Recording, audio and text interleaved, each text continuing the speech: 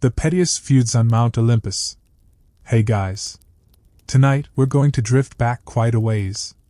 Before medieval castles and sickly Habsburg princes, before Victorian repressed angst, way back to the original dysfunctional family drama. I'm talking about Mount Olympus. So, dim the lights down low, maybe grab that lukewarm chamomile tea you forgot about on the nightstand, and get comfortable under the blankets. Let's just let our minds float up to the clouds, where a bunch of immortal beings with too much power and absolutely zero emotional maturity decided to spend eternity bickering. We usually think of the Greek gods as majestic, marble statues, standing around looking noble and throwing lightning bolts at serious problems. But if you actually read the myths, you realize they were basically the cast of a very expensive, very long-running reality TV show. They were petty, vindictive, horribly jealous, and they held grudges for centuries because, well, they had the time. They didn't have day jobs. Their whole existence was just managing their own egos and making life difficult for mortals and, more importantly, for each other. It's kind of comforting in a way. If the beings running the universe couldn't get through Thanksgiving dinner without turning someone into a shrub, maybe our own family drama isn't so bad. We have to start at the top, of course. The CEO of Olympus, Zeus. Now, Zeus is often portrayed as this wise, thunderous ruler, the king of gods and men. But if you look closer at his resume, his main occupation was mostly just causing problems that other people had to clean up. He was the ultimate example of rules for thee, but not for me. He spent about 10% of his time governing the cosmos and 90% trying to sneak out of the house without his wife noticing. Which brings us to Hera, the Queen of Heaven, the goddess of marriage and childbirth, which is deeply ironic given her own marital situation. Hera is often painted as the villain in these stories because she was always angry. But to be fair to Hera, if you were married to Zeus for eternity, you'd probably be pretty grumpy too. She was the original long-suffering wife, stuck in a penthouse apartment in the sky with a husband who couldn't keep it in his toga for more than a weekend. Their entire relationship was essentially one long, protracted Cold War. Zeus would step out on the marriage, usually by transforming into something ridiculous like a swan or a shower of gold, because apparently just showing up as a regular guy wasn't dramatic enough. Hera would inevitably find out, because she was the queen of heaven and had eyes everywhere. But instead of taking it out on Zeus, because, let's be honest, you can't really hurt Zeus, she would take out her frustrations on the other woman. Or the resulting children. Or sometimes just innocent bystanders who happened to be in the wrong zip code at the time. It was trickle-down pettiness. Let's look at the Io incident. This is peak Olympus dysfunction. So, Zeus takes a liking to Io, a lovely mortal priestess. They are having a nice afternoon chat in a meadow, or whatever Zeus called chatting, when Zeus senses Hera is coming down from Olympus to check on him. He panics. He's the king of the gods, he can throw mountains, but he's terrified of his wife. So, in a stroke of brilliant panic logic, he turns Io into a cow. A beautiful white heifer. Hera lands in the meadow. She looks around. She sees Zeus standing there looking terribly innocent next to a very confused cow. Hera isn't stupid. She knows exactly what's going on. But she doesn't scream or throw things. She plays the long game. She smiles and says, "Oh darling, what a lovely cow. Where did you get it?" Zeus, sweating buckets, says, "Oh, it just sprung from the earth. Just now. Crazy nature, right?" And Hera says, "Wonderful. It's so pretty. Can I have it as a gift?" Now Zeus is trapped. If he says no, he admits the cow is actually his girlfriend. If he says yes, he hands his girlfriend over to his vindictive wife. So, of course, he says yes.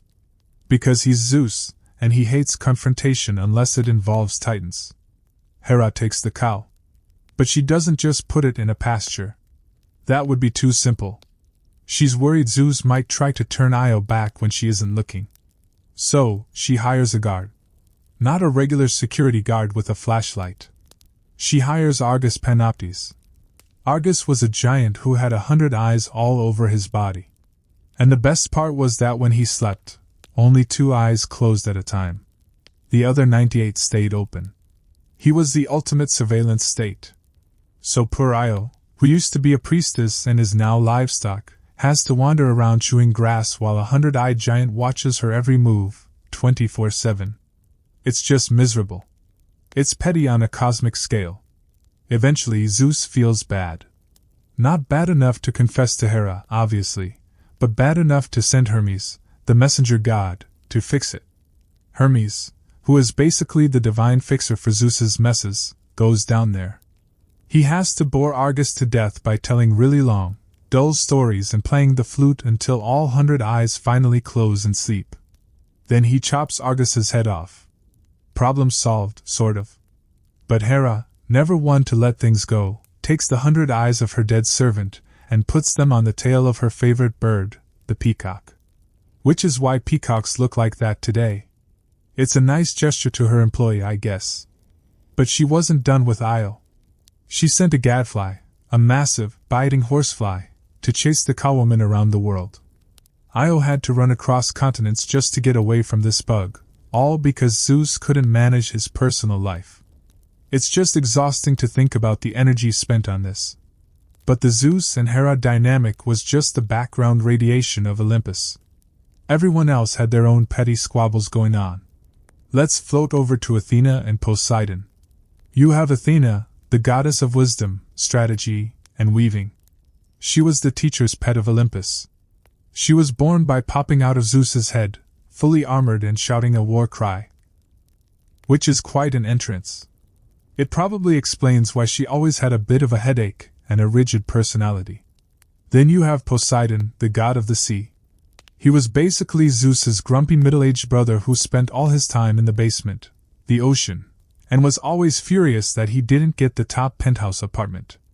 He was moody, turbulent, and generally unpleasant to be around, much like the ocean on a bad day. These two did not get along. They were always vying for status. The biggest example of this was the competition for who would get to be the patron deity of a shiny new city in Greece. The people of the city were smart. They decided to hold a contest. Whichever god gave them the best gift would get to name this city and be its protector. Poseidon went first. He wanted to show off his raw power. He stepped up, raised his massive trident, and struck the hard rock of the Acropolis. A spring of water burst forth. The crowd gasped. Water is good. Water is essential for life. It was a strong opening move. The people rushed forward to taste the water, and immediately spat it out. Because Poseidon is the god of the sea. The water was salt water. It was completely useless for drinking or irrigation.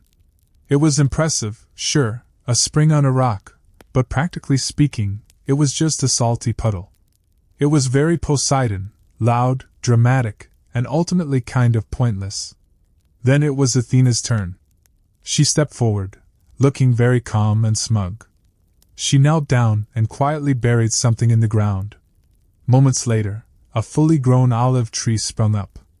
It wasn't explosive like the salt spring, but the people realized what it meant. The olive tree gave them olives for food. It gave them oil for cooking and for lamps so they could see at night. It gave them wood. It was the basis of an entire economy. It was smart, practical, and sustainable. The citizens overwhelmingly voted for Athena. They named the city Athens in her honor. Poseidon took this about as well as you'd expect. Which is to say, terrible. He threw a massive tantrum. He cursed the city and flooded the surrounding plains with seawater, ruining the crops just to be spiteful. "If I can't be your patron, enjoy the salt damage," was essentially the vibe. It didn't undo the contest, but it made everyone's life harder for a while, which was the only way Poseidon knew how to express his feelings. But that wasn't the end of their bickering. The tension between Athena and Poseidon seeped into other myths too. The most tragic example is the story of Medusa. We all know Medusa, snakes for hair, turns people to stone if they make eye contact. Not a great party guest. But she wasn't always a monster. Originally, she was a beautiful mortal woman. In some versions of the story, she was a priestess in Athena's temple. Poseidon, still holding that grudge against Athena over the whole Athens situation, decided the best way to get back at her was to defile her temple. So, he cornered Medusa inside Athena's sacred space. It's a dark part of the mythology. Athena, of course, noticed.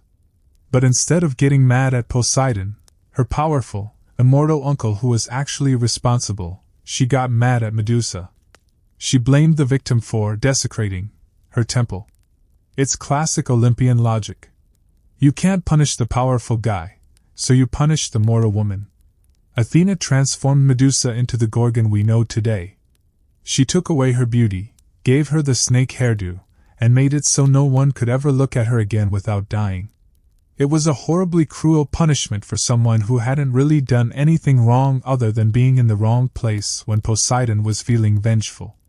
It just goes to show that wisdom, Athena's defining trait, didn't necessarily include empathy or fairness. It was a cold, bureaucratic kind of wisdom that cared more about rules and temple purity than actual justice. And Poseidon? He just swam back to his underwater palace, probably feeling pretty pleased with himself for annoying his niece, completely indifferent to the life he destroyed in the process. Just another Tuesday for the sea god. Let's drift away from the heavy stuff for a moment and talk about something a little lighter, but equally petty. Let's talk about Apollo and Cupid. Or Eros, as the Greeks called him. Apollo was the golden boy of Olympus, god of the sun, music, poetry, prophecy, and archery. He was incredibly handsome, very talented, and he knew it. He was insufferable. He was the guy at the party who brings his own guitar and insists on playing Wonderwall, even though nobody asked him to. One day, Apollo had just finished killing a giant serpent called the Python. It was a big deal. He was feeling very good about himself, puffed up with pride, carrying his silver bow. He happened to see young Cupid nearby.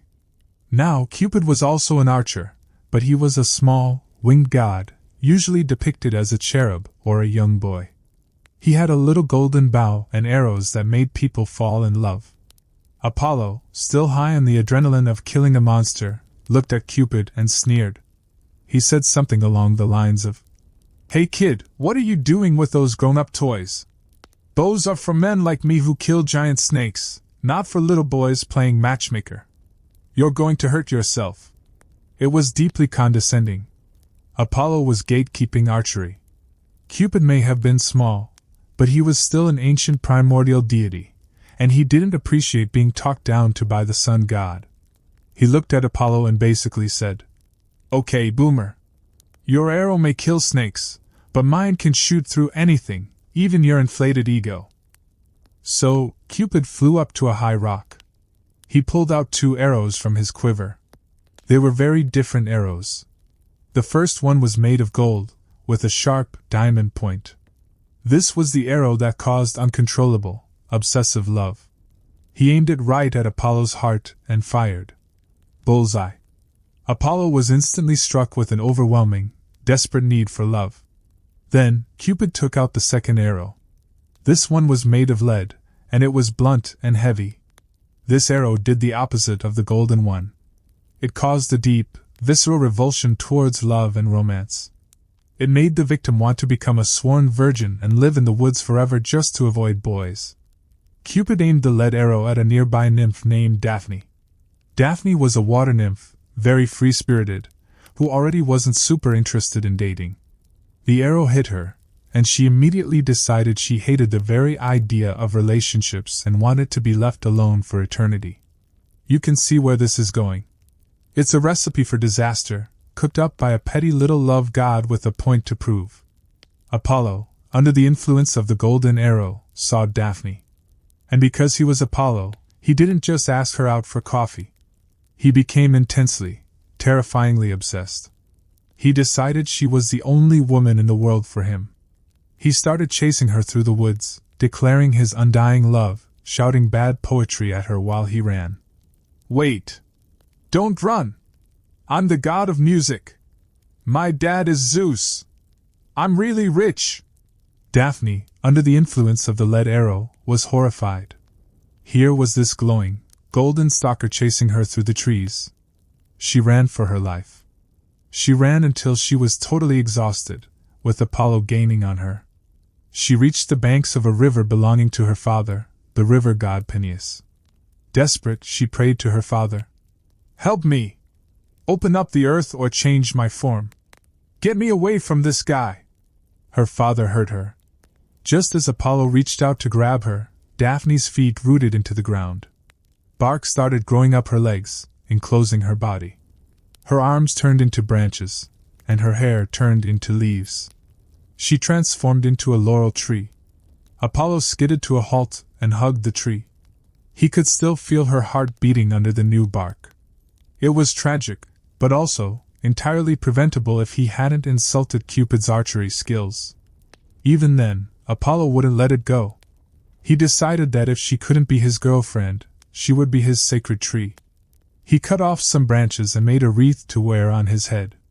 He declared that laurel wreaths would be worn by victors in games and poets, forever linking his creepy obsession with professional achievement. And Cupid was somewhere up on a cloud, probably polishing his little bow, thinking, "Told you so." It was incredibly petty, but you have to admire the efficiency of the revenge. He didn't have to fight Apollo. He just let Apollo's own nature do the work. These aren't the actions of wise rulers. They're the actions of bored, superpowered toddlers stuck in a cosmic daycare center with no supervision. And they had eternity to keep doing it. Let's take a little breather here. Maybe fluff your pillow. We're going to float over to another branch of the family tree in a moment, one that involves a golden apple and the most catastrophic beauty pageant in history. But first, just listen to the quiet for a second. Okay. Let's move on. The judgment of Paris. So, we promised a beauty pageant. And not just any pageant, but the specific pageant that ruined the Bronze Age. If you think your family reunions are tense because your aunt criticizes your cooking, just wait until you hear about the wedding of Peleus and Thetis. Peleus was a hero, kind of a B-list celebrity in the Greek world, and Thetis was a sea nymph. Thetis was actually quite a catch. In fact, Zeus had wanted to date her himself, because of course he did, but there was a prophecy that Thetis's son would be more powerful than his father. Zeus, being deeply insecure about his job security, immediately lost interest and decided she should marry a nice, safe mortal instead. Hence Peleus. They planned a massive wedding. It was the social event of the century. Everyone who was anyone was invited. All the gods, all the goddesses, the minor deities, the nymphs, probably even the guy who manages the winds. They set up a banquet on Mount Pelion, and the spread was likely incredible. Nectar, ambrosia, maybe some nice little crab cakes. But there was one person they didn't invite. Eris. Eris was the goddess of discord. Her entire job description was starting fights. She was the personification of strife. You can understand why Peleus and Thetis left her off the guest list. You don't want the goddess of screaming matches at your reception. You want a nice toast and maybe a slow dance, not a riot. But Eris found out. Of course she did. And Eris was petty. She didn't just sulk at home with a tub of ice cream. She decided to crash the party, but in the most passive-aggressive way possible. She didn't storm in and flip tables. She just tossed a little grenade into the room. A fruit grenade. She threw a golden apple into the middle of the banquet hall. It rolled across the floor, shiny and perfect. And carved into the side of the apple was a simple inscription. To the fairest. Now, if Eris had written, to the smartest, or to the most powerful, there might have been some debate, but it probably wouldn't have ended in a decade-long siege. But, to the fairest, attacks vanity directly. Immediately, every goddess in the room reached for the apple. But as the dust settled, 3 finalists emerged, glaring at each other over the fruit platter. First, you had Hera, queen of the gods. She assumed she was the fairest because she was the queen. In her mind, rank equaled beauty. Second, you had Athena. She assumed she was the fairest because she was perfect in every other way, so why not this one too? She was the type of person who got straight A's and couldn't handle getting a B in looks. Third, you had Aphrodite, the actual goddess of beauty. To be fair, this was literally her domain. It's like challenging Michael Jordan to a basketball game and acting surprised when he thinks he's going to win. The apple was technically her Employee of the Month award. The music stopped. The conversation died. The three of them stood there, demanding the apple. They turned to Zeus. "You decide," they said. "Which of us is the prettiest?" This is the only time in recorded mythology where Zeus showed actual wisdom. He looked at his wife, Hera, his daughter, Athena, and his aunt, Aphrodite. It's complicated, and he realized that there was no correct answer. If he picked Hera, the others would hate him. If he picked Aphrodite, Hera would make his life miserable for the next millennium. If he picked Athena, well, he'd still have an angry wife. It was a trap. A no-win scenario. So Zeus did what any responsible leader would do. He passed the buck. He said, "You know what? I'm too biased. You need an impartial judge. There's a shepherd boy down on Mount Ida named Paris. He's got a great eye. Go ask him." Now, Paris wasn't just a random shepherd. He was actually a prince of Troy who had been abandoned at birth due to a bad omen. Typical royal parenting. And raised by bears or shepherds, depending on who you ask. At this moment, he was just a teenager sitting on a rock, watching sheep eat grass, probably thinking about lunch. It was a nice, quiet life. Suddenly, 3 40-foot-tall glowing goddesses teleport in front of him. Paris probably dropped his sandwich. He had no context for this. Hermes, who was guiding them, basically said, "Hey kid, hold this apple. These 3 ladies are going to undress, and you have to tell us which one is the hottest. Don't mess it up." It's an absurd situation. Paris is a mortal. These are divine beings who can vaporize him with a thought. And he's supposed to judge their physical appearance. The goddesses, however, didn't play fair. They knew that beauty is subjective, so they immediately switched to bribery. This wasn't a beauty pageant anymore. It was a corruption scandal. Hera stepped up first. She offered Paris power. She promised to make him the king of all Europe and Asia. She offered him an empire. "Pick me," she said, "and you'll be the most powerful man on earth." Paris scratched his head. He was a shepherd. He liked naps. Running an empire sounded like a lot of paperwork. He didn't even know where Asia was. He passed. Athena stepped up next. She offered him wisdom and skill in war. She promised he would never lose a battle and would be the smartest strategist in history. Paris considered this. But again, he was chilling on a mountain. He didn't really have any enemies, except maybe wolves, and he could handle those. Strategy seemed like a lot of thinking. He passed. Then Aphrodite stepped up. She adjusted her sash, smiled, and offered him something a teenage boy would actually understand. She didn't offer a map or a textbook. She offered him a girl. Specifically, she promised him the most beautiful woman in the world. She didn't mention that the most beautiful woman in the world, Helen, was already married to a guy named Menelaus, who was a powerful Spartan king with a very scary brother. She left that part out of the brochure. She just said, "Pick me, and you get the girl." Paris didn't hesitate. "Sold," he said. He handed the apple to Aphrodite. It was the most expensive apple transaction in history. Hera and Athena were outraged. They didn't just lose, they lost to the easy option. They instantly swore eternal hatred not just against Paris, but against his entire city, Troy. They became the patron goddesses of destroying Troy. All because a teenager didn't give them a piece of fruit. Aphrodite, holding her prize, whisked Paris away to Sparta to collect his winnings. Paris met Helen, they fell in love, or were enchanted by Aphrodite, the lines are blurry, and they ran off to Troy together. When Menelaus found out his wife was gone, he didn't just file for divorce. He called his brother Agamemnon, and they rallied every single king in Greece. They launched 1,000 ships. They besieged Troy for 10 years. Heroes died. Achilles, Hector, Ajax, all gone. The city of Troy was burned to the ground. The population was decimated. And it all traces back to Eris not getting a wedding invite. If Peleus and Thetis had just sent her a card, maybe let her sit at the back table near the kitchen, none of this would have happened. But the pettiness of the snub led to the pettiness of the apple, which led to the pettiness of the bribes, which led to the total annihilation of a Bronze Age civilization. It really puts your own office disputes into perspective. Oh, someone stole your stapler? At least they didn't burn down your city. Let's float away from the ruins of Troy now. The smoke is a bit much. Let's head back up to Olympus, where things are slightly less bloody but equally awkward. We need to talk about Hephaestus. Hephaestus was the god of fire, metalworking, and craftsmanship.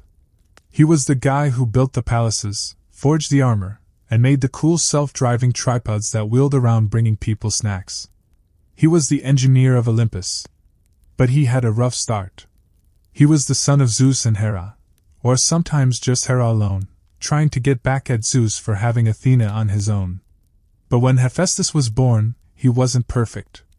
He was small, shriveled, and had a lame leg. Hera, the goddess of marriage and family, took one look at her newborn son, decided he didn't fit the aesthetic of her Instagram feed, and threw him off the top of Mount Olympus. Just yeeted him. He fell for an entire day. That's how high Olympus is. He eventually landed in the ocean, where he was rescued by sea nymphs, Thetis again, actually, she's everywhere, and raised in an underwater cave. So, Hephaestus grows up. He becomes incredibly skilled with his hands. He makes beautiful jewelry. Eventually, Hera sees Thetis wearing a stunning brooch and asks where she got it. Thetis admits it was made by the son Hera threw away. Hera, completely lacking in self-awareness, decides she wants him back. Not because she loves him, but because she wants the jewelry. She invites him back to Olympus. Hephaestus returns, but he's not stupid. He remembers the whole being thrown off a mountain incident. He holds a grudge. It's a quiet, simmering, engineer's grudge. He decides to build his mother a gift. A beautiful, golden throne. It's intricate, shining, and comfortable looking. He presents it to Hera in front of all the other gods. Hera is delighted. She sits down on the throne, looking regal and smug. And then the trap springs. Invisible, unbreakable chains shoot out from the chair and bind her fast. She's stuck. She can't move. She can't get up. She is literally glued to the furniture. The gods try to help. Ares, the god of war, tries to pull her free, but he can't break the chains. Only Hephaestus knows how to release it. And Hephaestus has left the building. He's gone back to his workshop, locked the door, and put on his noise-canceling headphones. 4 days, the Queen of Heaven is stuck sitting in a chair in the middle of the throne room. It's humiliating. She has to be fed while sitting there. Everyone is staring. It's the ultimate timeout. Zeus begs Hephaestus to come back. Hephaestus says no. Ares tries to threaten him. Hephaestus chases him away with burning torches. Finally, they send Dionysus, the god of wine. Dionysus doesn't use force.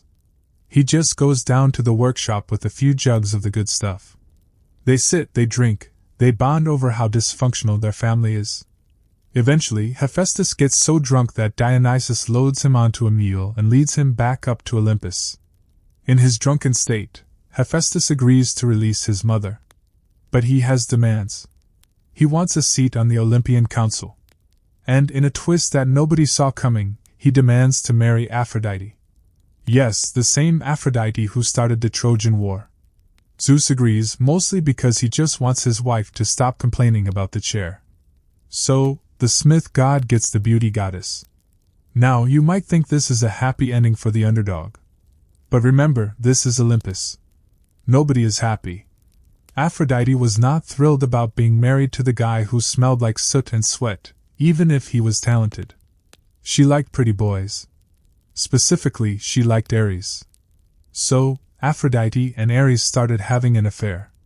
It wasn't very subtle. They were the prom king and queen of Olympus, sneaking around behind the back of the AV Club president. But Hephaestus wasn't blind. And he was, as we've established, very good at building traps. He set up a trap around his own bed.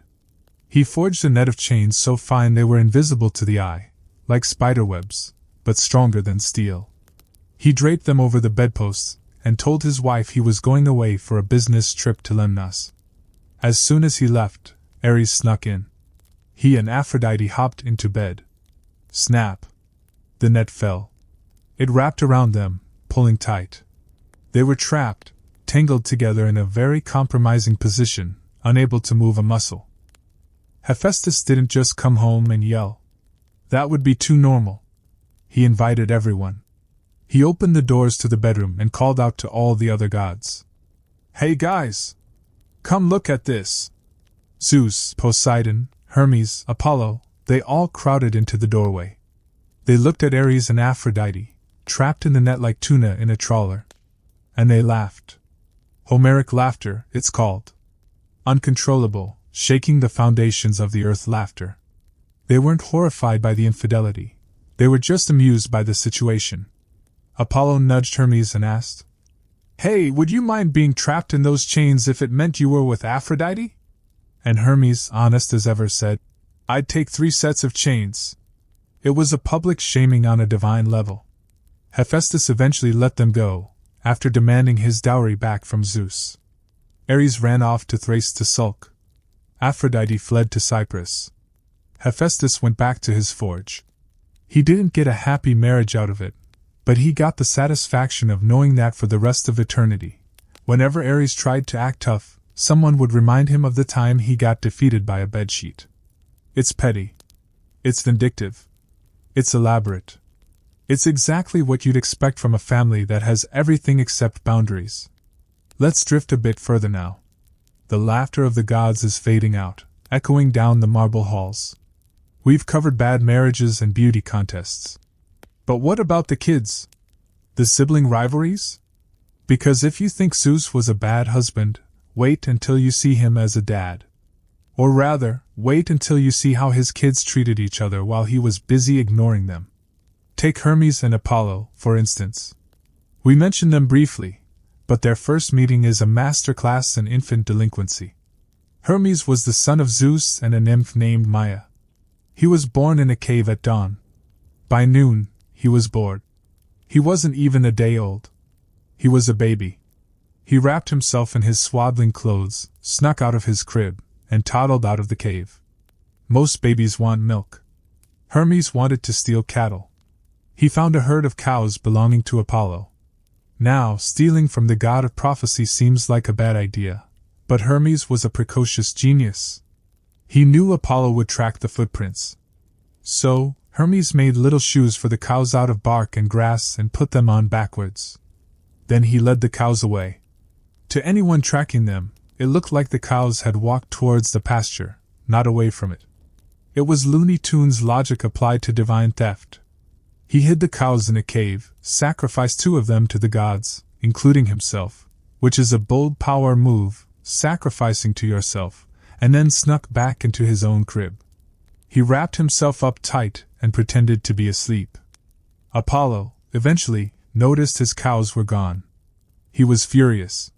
He used his prophetic powers to figure out who did it, though the backwards footprints confused him for a while. He stormed into the cave where Maia and Hermes were living.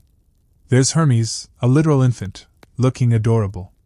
Apollo starts shouting, "Where are my cows, you little thief?" Hermes opens one eye and says, "I was born yesterday. I don't even know what a cow is. I drink milk. I don't herd cattle. Look at my baby feet."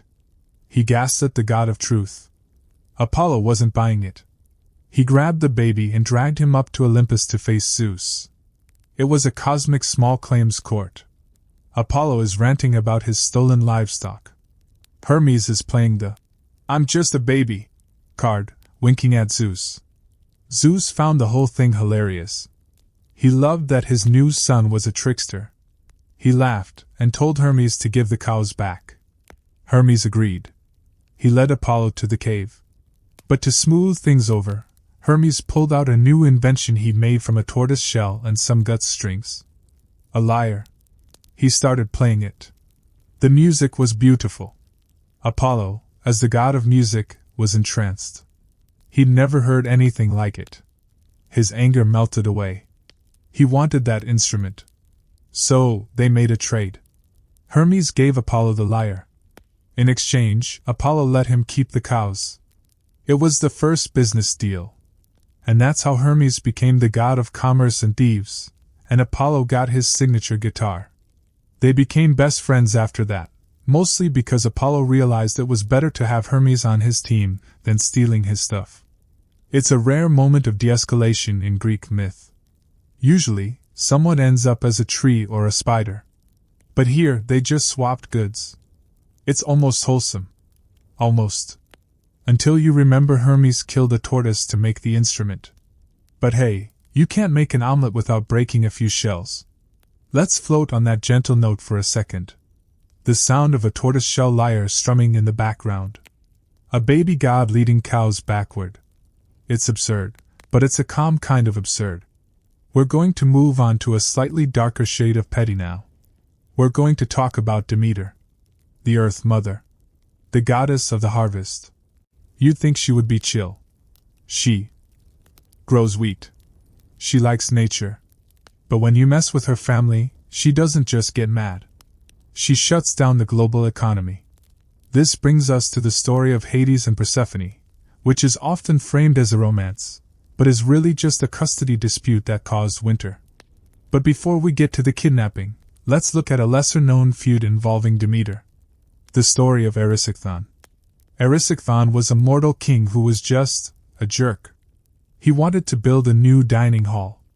He needed wood. So he went into a sacred grove belonging to Demeter. There was a massive ancient oak tree there, covered in wreaths left by worshippers. It was clearly a holy site. Dryads danced around it. Erysichthon looked at it and said, "That's good lumber." His men refused to cut it down because they didn't want to be cursed. So Erysichthon grabbed the axe himself. A dryad popped out of the tree and warned him, "Hey, this is Demeter's tree. If you cut it, she will destroy you." Erysichthon's response was, essentially, "I don't care about gods, I need a roof." And he chopped the head off the dryad and cut down the tree. Demeter felt the pain of the tree. She was furious. But she didn't just strike him with lightning. That's Zeus's style. Demeter is more creative. She wanted him to suffer in a way that fit his crime. He destroyed nature to feed his greed? Fine. She called upon a spirit. Not a nice spirit. She called upon Limos, the spirit of insatiable hunger. She sent Limos to Erysichthon's bedroom while he slept. The spirit breathed its power into his mouth, down into his stomach and his veins. When Erysichthon woke up, he was hungry. He ate breakfast. Then he was still hungry. He ate a second breakfast. Then lunch. Then dinner. Then everything in the pantry. The more he ate, the hungrier he got. It was a bottomless pit. He ate his way through his entire fortune. He sold his kingdom to buy food. He sold his daughter to buy food. Don't worry, she was a shapeshifter given powers by Poseidon, so she escaped every time he sold her. It was a whole side hustle they had going. Eventually, Erysichthon had nothing left. No money, no family, no kingdom. Just a hunger that burned like fire. So, in the end, he ate himself. He started gnawing on his own body until there was nothing left. It's gruesome, sure, but it's also a very specific, ironic punishment. Demeter didn't have to lift a finger after making that one phone call to the hunger spirit. She just let the guy's own appetite consume him. It's a reminder that the gods who seem the nicest, the ones associated with flowers and grain, are often the ones you really, really don't want to cross. They control your food supply. So settle in. We've still got plenty of family drama to cover. We haven't even touched on the time Artemis turned a guy into a deer because he saw her taking a bath, or the time Dionysus turned a boatload of pirates into dolphins because they tried to ransom him. The list is endless. The pettiness is infinite. Let's just breathe in and breathe out. And be thankful our biggest problem tomorrow is just an alarm clock. Artemis and Actaeon. Let's wander back into the woods. It's quiet here. The leaves are rustling, the sun is filtering through the canopy, creating those little dappled patterns on the forest floor. It's the kind of place you go to escape the noise of the city, or in the case of Actaeon, to get some work done. Actaeon was a hunter. A very good one. He was the kind of guy who took his job seriously. He had a pack of 50 hounds, which honestly seems excessive, like owning 50 cats, but he was a professional. It was a hot afternoon. The sun was beating down, the cicadas were buzzing, and Actaeon was tired. He called a break for his hunting party. He told his friends to pack it up for the day, maybe go grab a cold drink, and he wandered off by himself to find some shade. Now, fate in Greek mythology is usually just a synonym for terrible luck. And Actaeon had the worst luck of all. He stumbled into a valley called Gargaphia. It was a sacred spot, dedicated to Artemis, the goddess of the hunt, wild animals, and chastity. Artemis was the twin sister of Apollo, and like her brother, she had zero tolerance for nonsense. She was currently taking a bath in a spring with her entourage of nymphs. It was a private moment. No boys allowed zone. Actaeon didn't know this. He just pushed through some bushes, probably looking for a stream to splash water on his face, and oops. There she was. Now, in a modern sitcom, this is the part where the guy stammers an apology, covers his eyes, runs away, and everyone learns a lesson about knocking. But this is Olympus. The legal system here is summary execution. The nymphs screamed and surrounded Artemis to cover her. But Artemis was taller than them. She stood there, furious. She didn't have her bow and arrows within reach, which was lucky for Actaeon in the short term, but very unlucky in the long term. She looked at this mortal man who had dared to see her vulnerable. It didn't matter that it was an accident. Intent doesn't matter to a goddess who values privacy above literally everything else. She scooped up a handful of water from the spring. Just a little splash. She threw it in Actaeon's face and said, "Now you are free to tell that you have seen me unrobed, if you can." It was a very specific curse. Actaeon probably stood there dripping wet, thinking, "That's it. I got splashed? Okay, weird, but I can live with this." He turned to run away. But as he ran, he felt different. His steps felt heavier than lighter. His skin started to itch. He touched his head and felt antlers branching out. Big, heavy stag antlers. His neck thickened. His ears grew long and fuzzy. His hands turned into hooves. Within moments, the hunter had become the hunted. He was a deer. A stag. But, and here is the cruelest part, he still had his human mind. He could still think like Actaeon. He just couldn't speak. He couldn't say, "Hey guys, it's me." He panicked. He ran through the woods. And then he heard a sound he knew very well. Barking. His own 50 dogs had picked up the scent of a stag. They were good dogs. They were doing exactly what he had trained them to do. They chased him. Actaeon tried to shout commands at them, to call them by name. "Down, Spot! Sit, Rover!" But all that came out was a bleat. The pack caught up to him. He was their master, the guy who fed them, but to them, he was just lunch. They tore him apart. Artemis watched from the spring, presumably toweling off, feeling that justice had been served. It's a terrifying level of pettiness. She didn't just kill him, she turned his own life's passion and his loyal companions against him. She made his death ironic. And for what? For taking a wrong turn in the woods. It's a reminder that on Mount Olympus there are no accidents. There are only transgressions. Let's drift away from that grisly scene. Let's head toward the ocean again. The salty air might clear our heads. We're going to talk about Dionysus, the god of wine, theater, and ritual madness. Dionysus was a weird god. He was technically a demigod who got promoted. He was the son of Zeus and a mortal woman named Semele. He spent a lot of time wandering the earth, teaching people how to make wine and generally having a good time. But because he looked like a young, beautiful, slightly effeminate man, people often underestimated him. They thought he was just a party boy. They didn't realize he was also the god of madness. One day, Dionysus was chilling on a beach, looking out at the sea. He was wearing a purple robe, looking very expensive. A ship of Tyrrhenian pirates sailed by. They saw him and thought, "Jackpot!" They figured he was the son of a king, and they could hold him for a massive ransom. So, they came ashore, grabbed him, and dragged him onto their boat. Dionysus didn't fight back. He just smiled. A sleepy, unsettling smile. The pirates brought him on deck and tried to tie him up with heavy ropes. But every time they tied a knot, the ropes just fell apart. They fell off his wrists and ankles like they were made of wet paper. Dionysus just sat there, looking amused. The helmsman, the guy steering the ship, was the only one paying attention.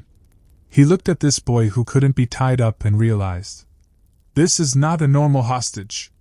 He shouted to the captain, "Hey, maybe we should let this guy go. I think he's a god. Maybe Apollo or Poseidon. If we anger him, he's going to sink us." The captain laughed. He told the helmsman to shut up and get back to work. "We're keeping him," the captain said. "He'll make us rich." Big mistake. The ship set sail. But suddenly it stopped moving. The wind was blowing, the sails were full, but the boat was stuck in the water as if it were anchored in concrete. Then things got weird. A fragrance of wine wafted across the deck. Sweet, strong, heady wine. Then, actual wine started flowing over the wood of the ship like a river.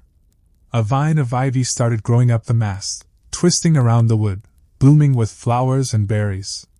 Another vine, a grapevine, climbed up the sails, hanging heavy with clusters of grapes. The pirates were freaked out. They started shouting to the helmsman to turn the ship back to shore. But it was too late. Dionysus decided to stop smiling. In the center of the ship, a lion appeared.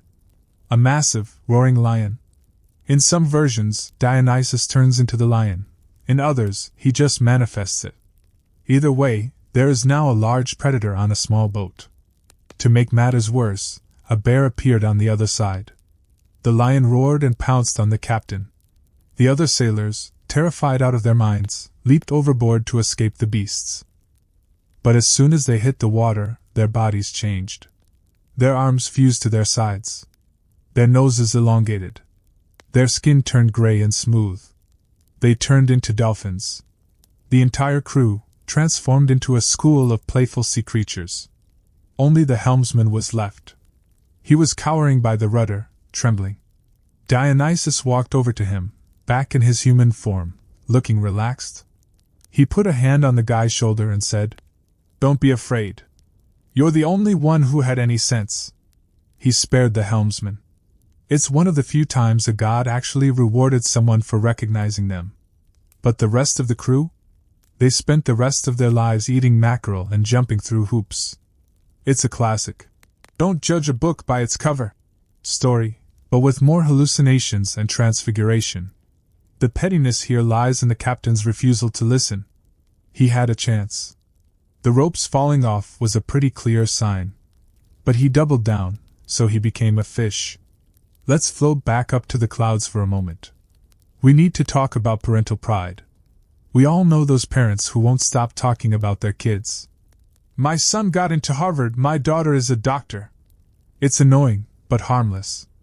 Unless you are a goddess. Then it's lethal. This is the story of Niobe. And it is, without a doubt, the pettiest reaction to a humble brag in the history of the universe. Niobe was the queen of Thebes. She had a great life. She was rich, she was royal, and she had 14 children. 7 sons and 7 daughters. They were all beautiful and talented. She was incredibly proud of them. One day, the women of Thebes were offering sacrifices to Leto. Leto is a Titaness, and she is the mother of Apollo and Artemis. Just those two. Niobe, seeing all this fuss over Leto, got jealous. She interrupted the ceremony and gave a speech. A very bad speech. She said, "Why are you worshipping Leto? She only has 2 kids. I have 14. I am 7 times more maternal than she is. My house is full of children. Hers is basically empty. I am clearly the superior mother. Stop worshipping her and worship me. It was a bold claim. Rude, sure. Narcissistic, definitely. But words are just words, right? Wrong. Leto heard her. And Leto was sensitive. She had a hard time giving birth to her twins. Hera had banned her from giving birth on solid ground, so she had to find a floating island, so she was very protective of her status. She called her children Apollo and Artemis. She told them what Niobe said. She mocked me, Leto cried. She said she has more kids than me. Apollo and Artemis took this personally. They grabbed their bows. They descended from Olympus to Thebes. They didn't go to talk. They went to even the score. They found Niobe's 7 sons practicing athletics in the plain. Apollo, the archer god, started picking them off one by one. It was target practice. He didn't miss. Within minutes, all 7 sons were dead. Niobe heard the screams. She ran out, saw her dead sons, and was devastated. But she was still proud. In her grief and rage, she looked up at the sky and shouted, "Cruel Leto! You may have killed my sons, but I still have 7 daughters. I still have more children than you." You would think she would learn. You would think she would just stop talking. But pride is a heck of a drug. Artemis stepped up. She said, "Hold my ambrosia." The 7 daughters were mourning their brothers. Artemis started shooting. One by one they fell. Niobe ran to the last one, her youngest daughter. She shielded the girl with her own body. She begged, for the first time, "Spare just one. Leave me just one." But the arrow flew. The last daughter died in her mother's arms. Now Niobe had 0 children. Leto still had 2. The score had been settled, and then some. Niobe sat there among the bodies of her family. The shock was so great that she stopped moving. Her blood turned cold. Her skin hardened. She literally turned into stone. A marble statue of a weeping woman. A whirlwind scooped her up and carried her to a mountaintop in Turkey, Mount Sisyphus. There, the rock formation that used to be Niobe continues to weep, as water seeps through the porous stone. She cries forever. And Leto? She probably went back to Olympus, had a nice glass of nectar, and felt great about herself. Who has the most kids now, Niobe? It's horrifying. It's a massacre over a math problem. 14 is greater than 2, is a fact, but 2 gods with bows are greater than 14 mortals, is the more important equation. The story serves as a terrifying warning to the Greeks. Hubris, excessive pride, will get you destroyed. And never, ever compare yourself to a god. They are insecure, they are armed, and they do not understand the concept of proportionate response. Let's take a deep breath.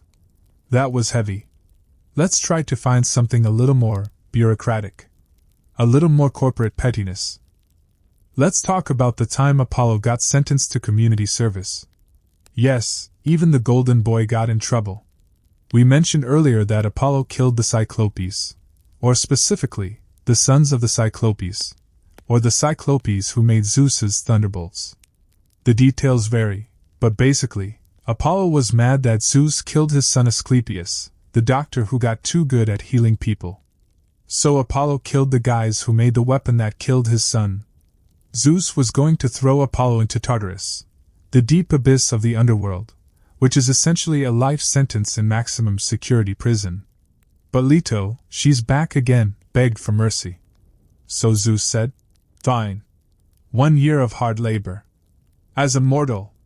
He stripped Apollo of his divinity and sent him down to earth to work for a king named Admetus.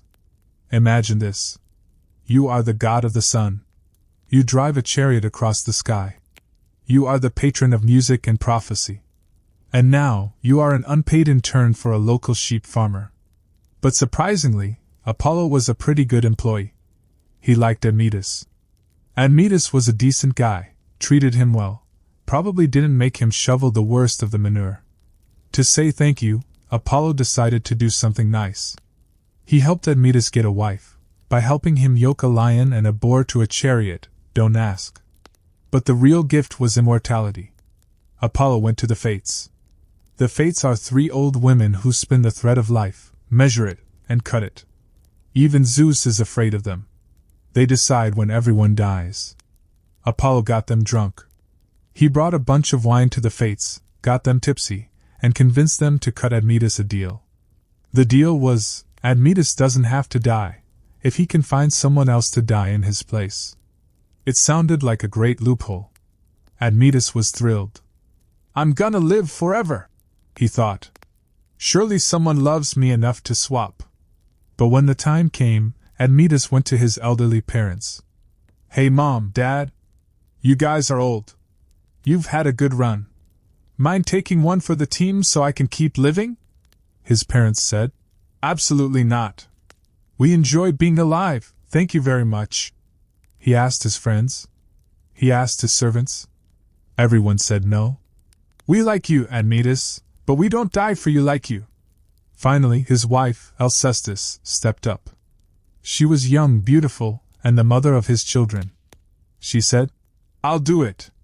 I'll die for you. And Admetus let her. Which is just the pettiest, most selfish move by a mortal in this entire saga. He accepted the sacrifice. She got sick and died, and he sat there crying. Oh, woe is me, I'm so sad my wife is dead, while technically holding the undo button and refusing to press it. It got so awkward that Hercules, happened to stop by for a visit. He saw everyone crying and asked what was wrong. When he found out, he was like, this is ridiculous. He went down to the underworld, wrestled Death, Thanatos, physically, just put Death in a headlock, and dragged Alcestis back to life. But the whole mess started because Apollo thought it would be funny to get the fates drunk and mess with the natural order. It created a domestic crisis that required a demigod bouncer to fix. It just goes to show that even when the gods are trying to be nice, they usually just make everything more complicated. Their gifts are never just gifts. They're white elephants that eat your family. Let's drift a little further down the timeline. We've covered the classics. But there's a feud that is so petty, so long-lasting, it basically defines the Odyssey. Poseidon versus Odysseus. Now, Odysseus was a smart guy. He was the one who came up with the Trojan horse. He just wanted to go home to Ithaca, see his wife Penelope, and pet his dog. But he made one mistake. He stopped at an island inhabited by Cyclopes, different ones from the Thunderbolt makers. He and his men got trapped in the cave of Polyphemus. Polyphemus was a giant shepherd who ate people. He ate a couple of Odysseus's crew. Odysseus came up with a plan. He got Polyphemus drunk. Notice a theme here? Alcohol is a major plot device in Greek myth. Then, while the giant was asleep, they sharpened a giant stake and blinded him. They escaped by clinging to the bellies of the sheep. It was a brilliant escape. Odysseus had won. He was on his ship, sailing away. He was safe. But Odysseus had an ego. He couldn't just leave. He had to take credit. As they were sailing off, Polyphemus was throwing rocks blindly into the sea. Odysseus shouted back, Hey! If anyone asks who blinded you, tell them it was me! Odysseus of Ithaca, son of Laertes. He doxed himself. Polyphemus heard this. And Polyphemus happened to be the son of Poseidon. So he prayed to his dad. Daddy, Odysseus blinded me. Make sure he never gets home, or if he does, make it take a really long time and make it miserable. Poseidon heard the prayer. And Poseidon holds a grudge like nobody else. For 10 years, Poseidon tormented Odysseus. He sent storms. He sent sea monsters. He shipwrecked him over and over again. He made him drift to islands full of cannibals and witches. He kept him stuck on an island with a nymph named Calypso for 7 years. Every time Odysseus got close to home, Poseidon would flick his finger and blow him off course. Oh, you thought you were done? Cute. Here's a hurricane. It was a decade of harassment. All because Odysseus couldn't keep his mouth shut and just sail away quietly. And all because Poseidon's son, who was literally eating people, got hurt in self-defense. It's the ultimate. My dad will sue your dad. Energy. but on a nautical scale. We're getting deep into the night now. The waves are crashing, the ships are tossing. But let's find a calmer harbor. Let's talk about a contest. Not for beauty, but for music. The flaying of Marsyas. So, we promised a music contest. And if you thought modern talent shows were rigged, wait until you see how the gods handled the competition. The story begins, weirdly enough, with Athena again. Athena, being the goddess of inventing things, invented the double flute, or the aulos. It was a woodwind instrument, 2 pipes you blew into at the same time. She was pretty proud of it. She played it at a banquet on Olympus. The other goddesses, Hera and Aphrodite, started giggling. They weren't laughing at the music. They were laughing at Athena's face. Apparently, blowing into 2 pipes at once made her cheeks puff out, and they thought it looked ridiculous. Athena, insecure as ever, went down to a river and looked at her reflection while she played. She saw the puffy cheeks. She was horrified. I look undignified, she thought. So, in a fit of vanity, she threw the flute away. She cursed it, saying that whoever picked it up would meet a terrible fate. Because why just recycle when you can curse an inanimate object? Enter Marsyas. Marsyas was a satyr, half man, half goat. He was wandering through the woods, minding his own business, when he found the shiny flute lying in the grass. He picked it up. He started to play. Because the instrument had been enchanted by a goddess, it played beautifully almost by itself. Marsyas practiced. He got really, really good. The local nymphs loved it. The animals stopped to listen. The trees swayed. Marsyas started to believe the hype. And here is where he made the classic error. He challenged Apollo to a contest. Now, we've already established that Apollo is the god of music. He's the guy who invented the concept of a golden record. Challenging him is like challenging the sun to a staring contest. You will lose, and it will hurt. Apollo accepted, of course. He loved a chance to show off. They set the terms. The winner could do whatever they wanted to the loser. That should have been a red flag right there. Whatever they want is a very broad clause in a contract. The Muses were the judges. This is already a conflict of interest, as the Muses are basically Apollo's backup singers and entourage. But Marsyas played anyway. Marsyas went first. He played the flute. It was haunting, wild, and beautiful. The Muses were impressed. It was the sound of the forest, of nature. Then Apollo played his lyre. It was perfect, mathematical, divine harmony. The score was tied. It was too close to call. Apollo, realizing he might actually lose to a goat man with a hand-me-down flute, decided to change the rules mid-game. He said, "All right, round 2. You have to play your instrument upside down and sing at the same time. Now you can play a lyre upside down. And you can certainly sing while strumming strings. You cannot, however, play a flute upside down. And you definitely cannot sing while blowing into a wind instrument. It's physically impossible." Marsyas stood there, holding his flute, realizing he'd been hustled. He couldn't do it. Apollo played his lyre upside down, sang a lovely song about how great he was, and was declared the winner. And then, the bill came due. The "do whatever you want to the loser" clause. A normal person might have said, "Okay, you have to be my butler for a year." Or, "Give me your flute." Apollo tied Marsyas to a pine tree and flayed him alive. It's an extreme reaction. It's the reaction of a perfectionist who was terrified that someone else might be talented. He didn't just want to win, he wanted to erase the competition entirely. He stripped Marsyas of his skin, which seems like a lot of effort for a music disagreement. The myth says the tears of the weeping nymphs and satyrs formed the river Marsyas. Apollo later felt a little bit bad about it, mostly because everyone told him it was gross, so he broke his lyre strings for a while. But the message was clear: don't show up the boss.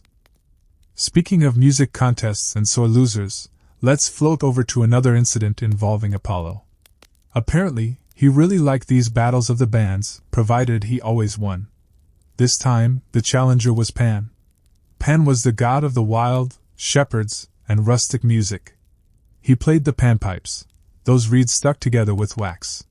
He wasn't arrogant like Marsyas, he just thought he was pretty good.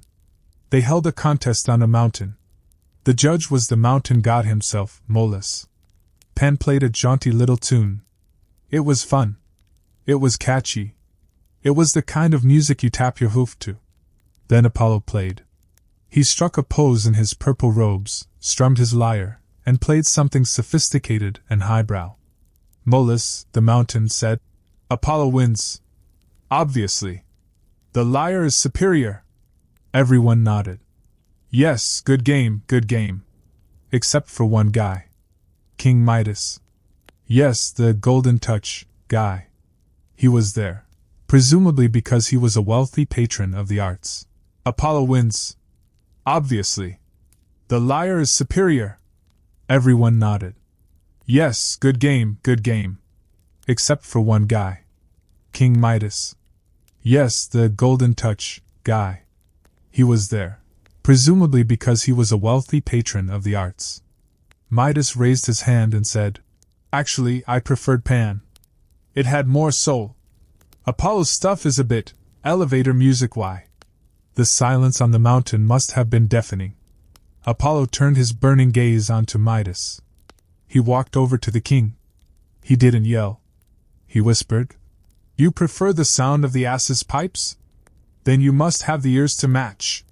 He touched Midas's head. Midas's ears began to stretch. They grew long, furry, and gray. They swiveled. King Midas now had the ears of a donkey. Apollo vanished, probably feeling very witty. Midas was left standing there, humiliated. He wasn't killed, thankfully, but he was now a king with barnyard features. Midas ran home and put on a large turban. He wore it everywhere. He slept in it. He bathed in it. He told his subjects it was a new fashion statement from the East. "Big hats are in the season," he said. But there was one person he couldn't hide it from, his barber. Even kings need haircuts. Midas sat the barber down and swore him to absolute secrecy. "If you tell a soul that I have donkey ears," Midas threatened, "I will have you executed." The barber agreed. He cut the king's hair, carefully working around the fuzzy gray obstacles, and kept his mouth shut. But secrets are heavy. The barber felt the weight of this truth pressing on him. He wanted to tell someone. He needed to tell someone. "The king has donkey ears." It was on the tip of his tongue constantly. He couldn't sleep. He was bursting with the gossip. Finally, he couldn't take it anymore. He ran out of the city, way out into a meadow where no one was around. He dug a hole in the ground. He leaned down, put his face into the dirt, and whispered the secret into the earth. "King Midas has donkey ears." He felt better. He filled the hole back up with dirt and went home, relieved. But nature has a way of outing the truth. A bed of reeds grew over the spot where the barber had whispered. And whenever the wind blew through the reeds, they didn't just rustle. They whispered. If you stood quietly by the meadow, you could hear the wind sighing through the plants.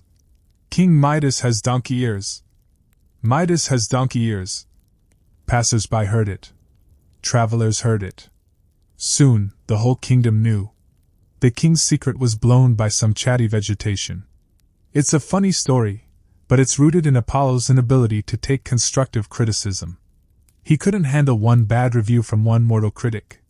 So he disfigured the guy. It's the divine equivalent of a creator replying to a hate comment with a lawsuit. Let's leave the music scene behind. It's too dangerous. Let's look at the domestic arts. Surely, something as quiet as weaving wouldn't cause a divine meltdown, right? Wrong. Meet Arachne. Arachne was a mortal girl from Lydia. She wasn't royal. She wasn't rich. Her father dyed wool for a living. But Arachne had a gift. She could weave better than anyone. Her tapestries were so lifelike that birds would try to eat the fruit she stitched. People came from miles around just to watch her work. They would say, "Wow, Arachne, you are so good. You must have been taught by Athena herself." Now, the smart answer here is, "Yes, thank you, praise Athena." But Arachne was young and proud. She said, "Athena? Please. I taught myself. Honestly, I think I'm better than her. I'd challenge her any time." Up on Olympus, Athena's ears started burning. Athena is the patron of weaving. This was her turf. She disguised herself as an old woman and came down to Arachne's shop. She gave Arachne a chance to recant. "Listen, dearie," the old woman said. "You're very talented, but don't disrespect the gods. Just apologize and give Athena credit." Arachne laughed. "If Athena is so great, why doesn't she come down here and prove it?" Athena threw off the disguise. She appeared in full armor, glowing. "Challenge accepted," she said. They set up 2 looms. The contest began. Athena wove a tapestry depicting the glory of the gods. She showed Zeus in his majesty, Poseidon with his trident, the gods sitting on high thrones, punishing mortals who stepped out of line. It was a beautiful piece of propaganda. The borders were decorated with olive branches. It was technically perfect. Arachne, however, decided to double down. She didn't weave the gods looking majestic. She wove the Real Housewives of Olympus. She depicted the gods behaving badly. She showed Zeus deceiving women, as a bull, a swan, a shower of gold. She showed Poseidon and Apollo in their various scandals. She wove a tapestry that exposed every single petty, immoral, and embarrassing thing the gods had ever done. And the worst part? It was flawless. The shading, the texture, the composition, it was better than Athena's. Even Athena, staring at the work, couldn't find a single mistake. The art was perfect. The subject matter, however, was insulting. Athena lost her temper. She couldn't handle that a mortal had beaten her at her own game, and insulted her father in the process. She took her shuttle, the heavy wooden tool used for weaving, and started beating Arachne with it. She ripped the tapestry to shreds. Arachne was terrified.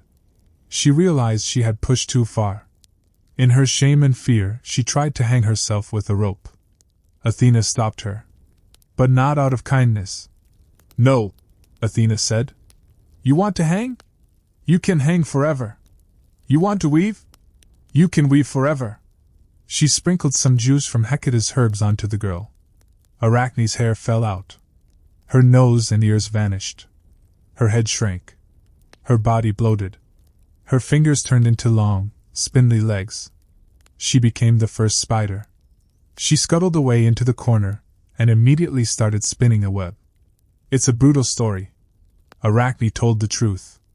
She was the better artist, and she depicted factual events. But on Olympus, truth is whatever the person with the most power says it is. Athena couldn't win the contest fairly, so she won it physically. Every time you see a spider in the corner of your ceiling, that's just a descendant of Arachne, still trying to prove she's the best weaver in the world, still hanging by a thread. Let's float away from the dusty corners and webs. Let's go outside again. Let's talk about a feud that literally explains the seasons. We touched on it earlier, but we need to dive into the full pettiness of the Demeter and Hades situation.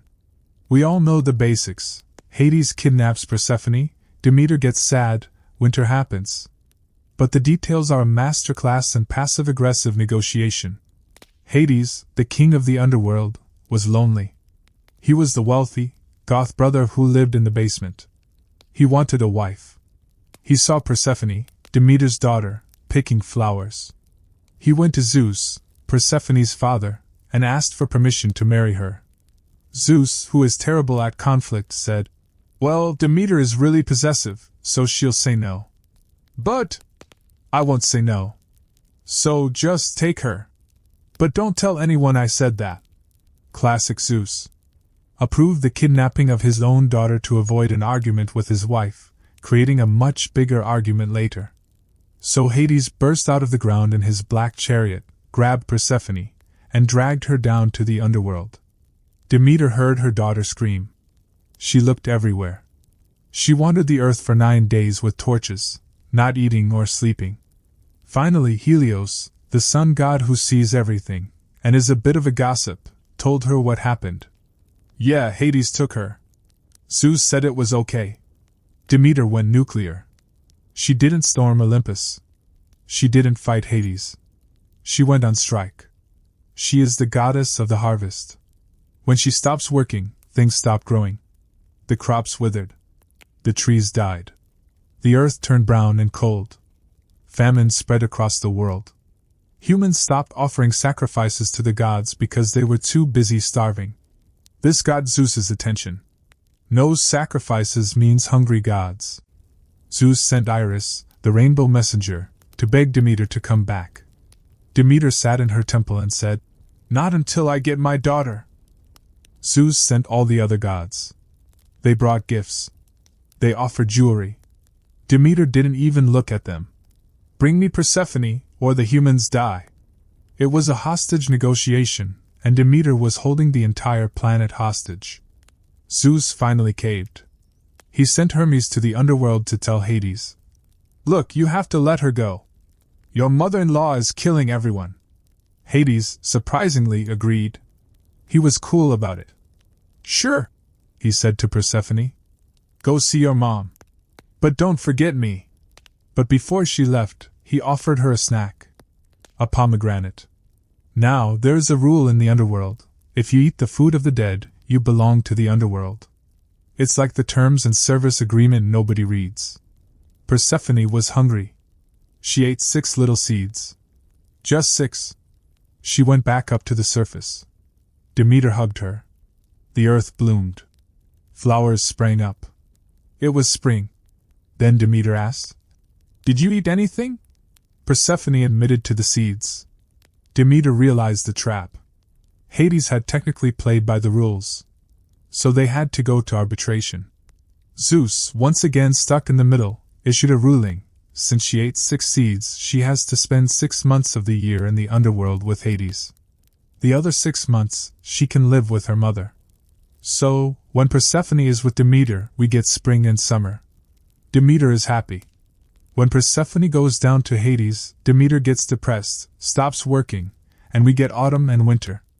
The entire global climate cycle is just a mother-in-law's mood ring. Every time it snows, it's just Demeter sulking because her daughter is at her husband's house. It's the pettiest custody arrangement in existence, and we all have to wear coats because of it. But even within this heavy story, there's a moment of smaller, weirder pettiness. When Demeter was wandering around searching for Persephone, she was exhausted. She stopped at a cottage in Attica. An old woman named Mime gave her a drink of water mixed with barley and mint. Demeter was so thirsty she gulped it down in one go. A little boy named Ascalabus was watching. He laughed at the goddess and said, "Whoa, greedy much?" He called her a glutton. Demeter, who was already having the worst week of her life, did not appreciate the commentary from a random child. She didn't scold him. She threw the rest of the drink in his face. The mixture stuck to him. His arms shrank. He turned spotted. He became a gecko. She turned a child into a lizard because he called her thirsty. It's these little moments that really sell the dysfunction. You can be dealing with a global famine and the kidnapping of a divine being, but you still have time to ruin a toddler's life because he was rude. Let's drift further. Let's talk about a feud that wasn't between gods, but between a man and his own fate, orchestrated by the gods. The story of Sisyphus. We know Sisyphus as the guy rolling the rock up the hill. But why? What did he do? He was a snitch. Sisyphus was the king of Corinth. One day he saw Zeus, him again, fly by carrying a nymph named Aegina. Aegina's father, the river god Asopus, came rushing by, looking for his daughter. Asopus asked Sisyphus, "Hey, did you see a kidnapping happen?" Sisyphus saw an opportunity. His city needed a fresh water spring. He said, "I'll tell you where they went if you give my citadel a spring." The river god agreed. Sisyphus pointed. "They went that way." Zeus was furious. He hates snitches. He ordered Thanatos, Death, to go chain Sisyphus up in the underworld immediately. But Sisyphus was slippery. When Death showed up with the chains, Sisyphus asked, "How do these work? Can you show me?" Death, being a bit literal-minded, put the chains on himself to demonstrate. Sisyphus locked them. He locked death in a closet in his palace. 4 days, nobody died. Soldiers in battle were getting stabbed and just keeping on fighting. Animals wouldn't die for dinner. Ares, the god of war, got annoyed because wars were no fun if nobody died. Ares stormed down, freed death, and handed Sisyphus over to him. But Sisyphus had a backup plan. Before he died, he told his wife, "Do not bury me. Do not offer sacrifices. Just throw my body in the public square." She did. When Sisyphus got to the underworld, he went to Persephone. He complained, "My wife is awful. She didn't bury me. I have no coin for the ferryman. This is a disgrace. Let me go back up and haunt her for 3 days to teach her a lesson. Then I'll come back." Persephone, moved by his fake outrage, agreed. Sisyphus went back to life. And then he just stayed. He lived for another quiet, happy old age. He refused to go back. Eventually, he died of natural causes, or Hermes dragged him back, depending on the version. The gods were done with his tricks. They decided to give him a task that would keep him too busy to plot any more escapes. They gave him the boulder. "Roll this up the hill," they said. "Once it's at the top, you're free." But they enchanted the rock so that just before it reached the peak, the weight would shift, and it would roll all the way down. It's the ultimate petty punishment for a micromanager. Sisyphus thought he could outsmart the system, so the system gave him a task that was 99% complete but never finished. It's like a download bar stuck at 99% for eternity. Let's leave Sisyphus rolling his rock. The rhythmic thud-thud-thud of this stone is actually quite hypnotic. We're going to float over to one last story for this stretch. A story about a golden fleece, a witch, and the worst breakup in history. Jason and Medea. So, we promised you the worst breakup in history. If you think getting ghosted is bad, just wait until you hear about Jason and Medea. It makes every other relationship disaster look like a mild disagreement over pizza toppings. Jason is often remembered as a great hero. He was the captain of the Argo, he led the Argonauts, he found the Golden Fleece. But if you actually look at the logs, Jason was basically the group project leader who does absolutely none of the work but takes all the credit at the presentation. He was a guy with a boat, nice hair, and zero problem-solving skills. He went to Colchis to get the Golden Fleece because his uncle, Peleus, promised to give him back his rightful throne if he did. It was a suicide mission. The king of Colchis, Aedes, wasn't just going to hand over his national treasure.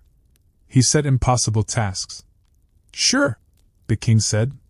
"You can have the fleece. Just yoke these 2 fire-breathing bulls, plow a field with them, sow dragons' teeth into the soil, and then fight the army of skeleton warriors that springs up from the earth. Should take you about an hour." Jason looked at the fire-breathing bulls. He looked at his sword. He realized he was going to die. Enter Medea. She was the king's daughter, and she was a powerful sorceress. She was also, thanks to Hera and Aphrodite meddling again, hit by one of Cupid's arrows. She fell madly in love with Jason the moment she saw him. She went to Jason and said, "I can fix this for you. I have a salve that makes you fireproof. I know the trick to beat the skeletons. I'll help you steal the fleece. But you have to take me with you and marry me." Jason, seeing an easy way out, said, "Deal." So, Medea gave him the ointment. Jason yoked the bulls without getting burned. When the skeleton warriors popped up, he used Medea's advice. He threw a rock in the middle of them. The skeletons, being brainless magic constructs, assumed one of their own had thrown it, and they all started fighting each other until they were dust. Jason stood there, looking heroic, while the skeletons destroyed themselves. Then came the fleece itself. It was guarded by a dragon that never slept. Jason drew his sword, prepared for a battle he would definitely lose. Medea rolled her eyes, stepped forward, and sang the dragon to sleep with a lullaby and some magic herbs. She did everything. Jason just carried the luggage. They fled Colchis. Medea's father chased them. In a move that is too dark to dwell on but shows her commitment, Medea distracted her father by chopping up her own brother and tossing the pieces into the sea, forcing the king to stop and collect them for burial. It was ruthless. It was horrifying. But it worked. They got back to Greece. Medea continued to solve Jason's problems with extreme violence. Jason's uncle Peleus refused to give up the throne? No problem. Medea tricked Peleus's daughters into thinking she could make their dad young again by boiling him in a cauldron with magic herbs. She demonstrated on an old ram, chopped it up, boiled it, and a lamb jumped out. The daughters were amazed. They chopped up their dad, put him in the pot, and waited. Medea, standing by the fire, just didn't add the magic herbs. Oops. No more uncle. So, Jason and Medea had to flee again, this time to Corinth. They settled down. They had 2 kids. For 10 years, everything seemed fine. Medea had given up her family, her home, and her soul for this guy. Then, the king of Corinth, Creon, offered Jason his daughter, Glauce, in marriage. Now, a normal husband would say, "I'm already married to a terrifyingly powerful witch who has murdered people for me. I should probably decline." Jason said, "Sounds like a great career move." He went home and told Medea he was leaving her. And his justification was the peak of gaslighting. He told her, "Actually, I'm doing this for us. If I marry the princess, our kids will have royal step-siblings. It's all about networking, honey. Besides, you should be grateful. I brought you to Greece, the land of civilization. If it wasn't for me, you'd still be a barbarian." He also claimed that he didn't really owe her anything for saving his life because Aphrodite made you fall in love with me, so really, I should thank Aphrodite, not you. If Medea hadn't killed him right there, it would have been a miracle. But Medea was a planner. She pretended to accept it. She said, "You're right, Jason. I was being silly. Let me send a wedding gift to your new bride to show there are no hard feelings." She brought out a beautiful golden robe and a coronet. She poisoned them with a mixture that burned like acid but only activated when it touched warm skin. Jason, being oblivious, let his children carry the gift to the princess. Glauce loved the dress. She put it on. She twirled in the mirror. Then the poison kicked in. The dress stuck to her flesh and burst into flames. Her father, the king, tried to help her and got stuck to the dress too. Both of them perished. Jason ran back to Medea's house to confront her. He found her standing on the roof, ready to leave. She wasn't taking an Uber. She had summoned a chariot pulled by dragons. She had also killed their 2 children. It is the darkest part of the myth, the ultimate act of cutting ties. She wanted to leave Jason with absolutely nothing, no legacy, no wife, no dynasty. She looked down at him from her dragon taxi and said essentially, "This is your fault." Then she flew away to Athens to start a new life. Jason was left in the ruins of his life. He wandered around Corinth, hated by everyone, totally alone. Years later, he was sitting in the shadow of his old ship, the Argo, which was rotting on the beach. He was probably reminiscing about the glory days when other people did his work for him. A piece of the rotting stern broke off, fell on his head, and killed him. It was a clumsy, unheroic end for a clumsy, unheroic man. The feud destroyed everything around them, but you have to admit, Medea made her point. Never betray the person who knows how to make poison. Let's drift away from the burning robes and dragon chariots. Let's find something a little less violent, but just as petty. Let's talk about a survey. A simple questionnaire that cost a man his eyesight. This is the story of Tiresias. Tiresias was a mortal man who had a very unique life experience. Walking in the woods one day, he saw 2 snakes coupling. He hit them with his staff. For some magical reason, this turned him into a woman. He lived as a woman for 7 years. He got married, had kids, lived the whole life. Then, 7 years later, he saw the same snakes doing the same thing. He hit them again. Boom, he turned back into a man. So, Tiresias was the only person in history who had fully experienced life as both genders. Up on Olympus, Zeus and Hera were having an argument. They were drinking nectar and debating a very specific, very personal topic. Who enjoys physical intimacy more? Men or women? Zeus said. Women, obviously. You guys have a great time, Hera said. No way. It's definitely men. You guys are obsessed with it. They argued back and forth. Neither would budge. Then Zeus remembered Tiresias. Wait, he said. There's a guy who knows. He's been both. Let's ask him. So they teleported Tiresias up to Olympus. It must have been terrifying. He's standing there in front of the king and queen of the universe, and they asked him to settle a debate about their sex lives. Tiresias thought about it. He answered honestly. He said, If pleasure is divided into 10 parts, the woman gets 9 parts and the man only 1. Zeus slapped his knee. Ha! I knew it! I told you, Hera! Hera was furious. Not because the answer was scientifically wrong, who knows, but because she lost the argument.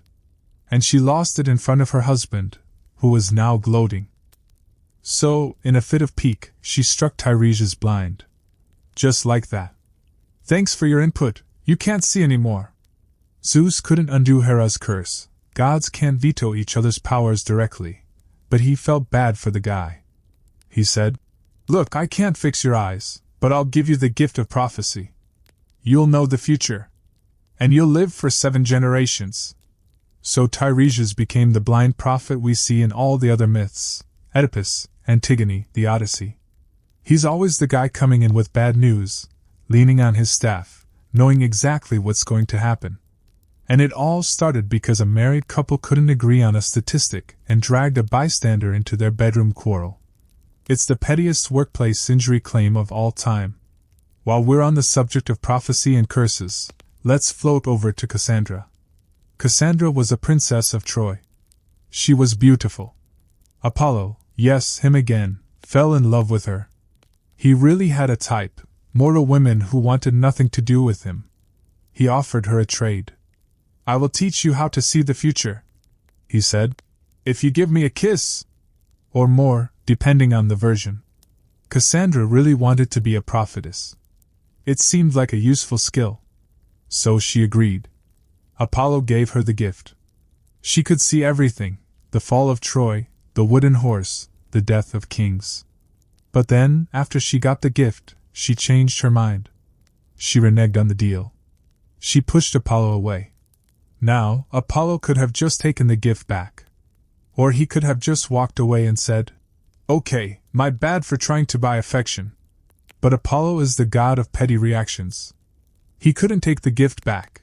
Divine gifts are non-refundable, but he could add a terms and conditions clause. He asked her for one last kiss. When she leaned in, he spat in her mouth. It's a gross, disrespectful gesture. And with that spit came a curse. You will always tell the truth, but no one will ever believe you. It was a psychological torture sentence. Cassandra spent the rest of her life screaming the truth. There are soldiers in the horse. Don't let Paris go to Sparta. The city will burn. And everyone just looked at her and said, Oh, there goes Cassandra again. Always being dramatic. Crazy girl. She had to watch her family die, and her city fall, knowing she had warned them, knowing she was right, and being treated like a lunatic. It's a special kind of hell, designed by a god who couldn't handle rejection.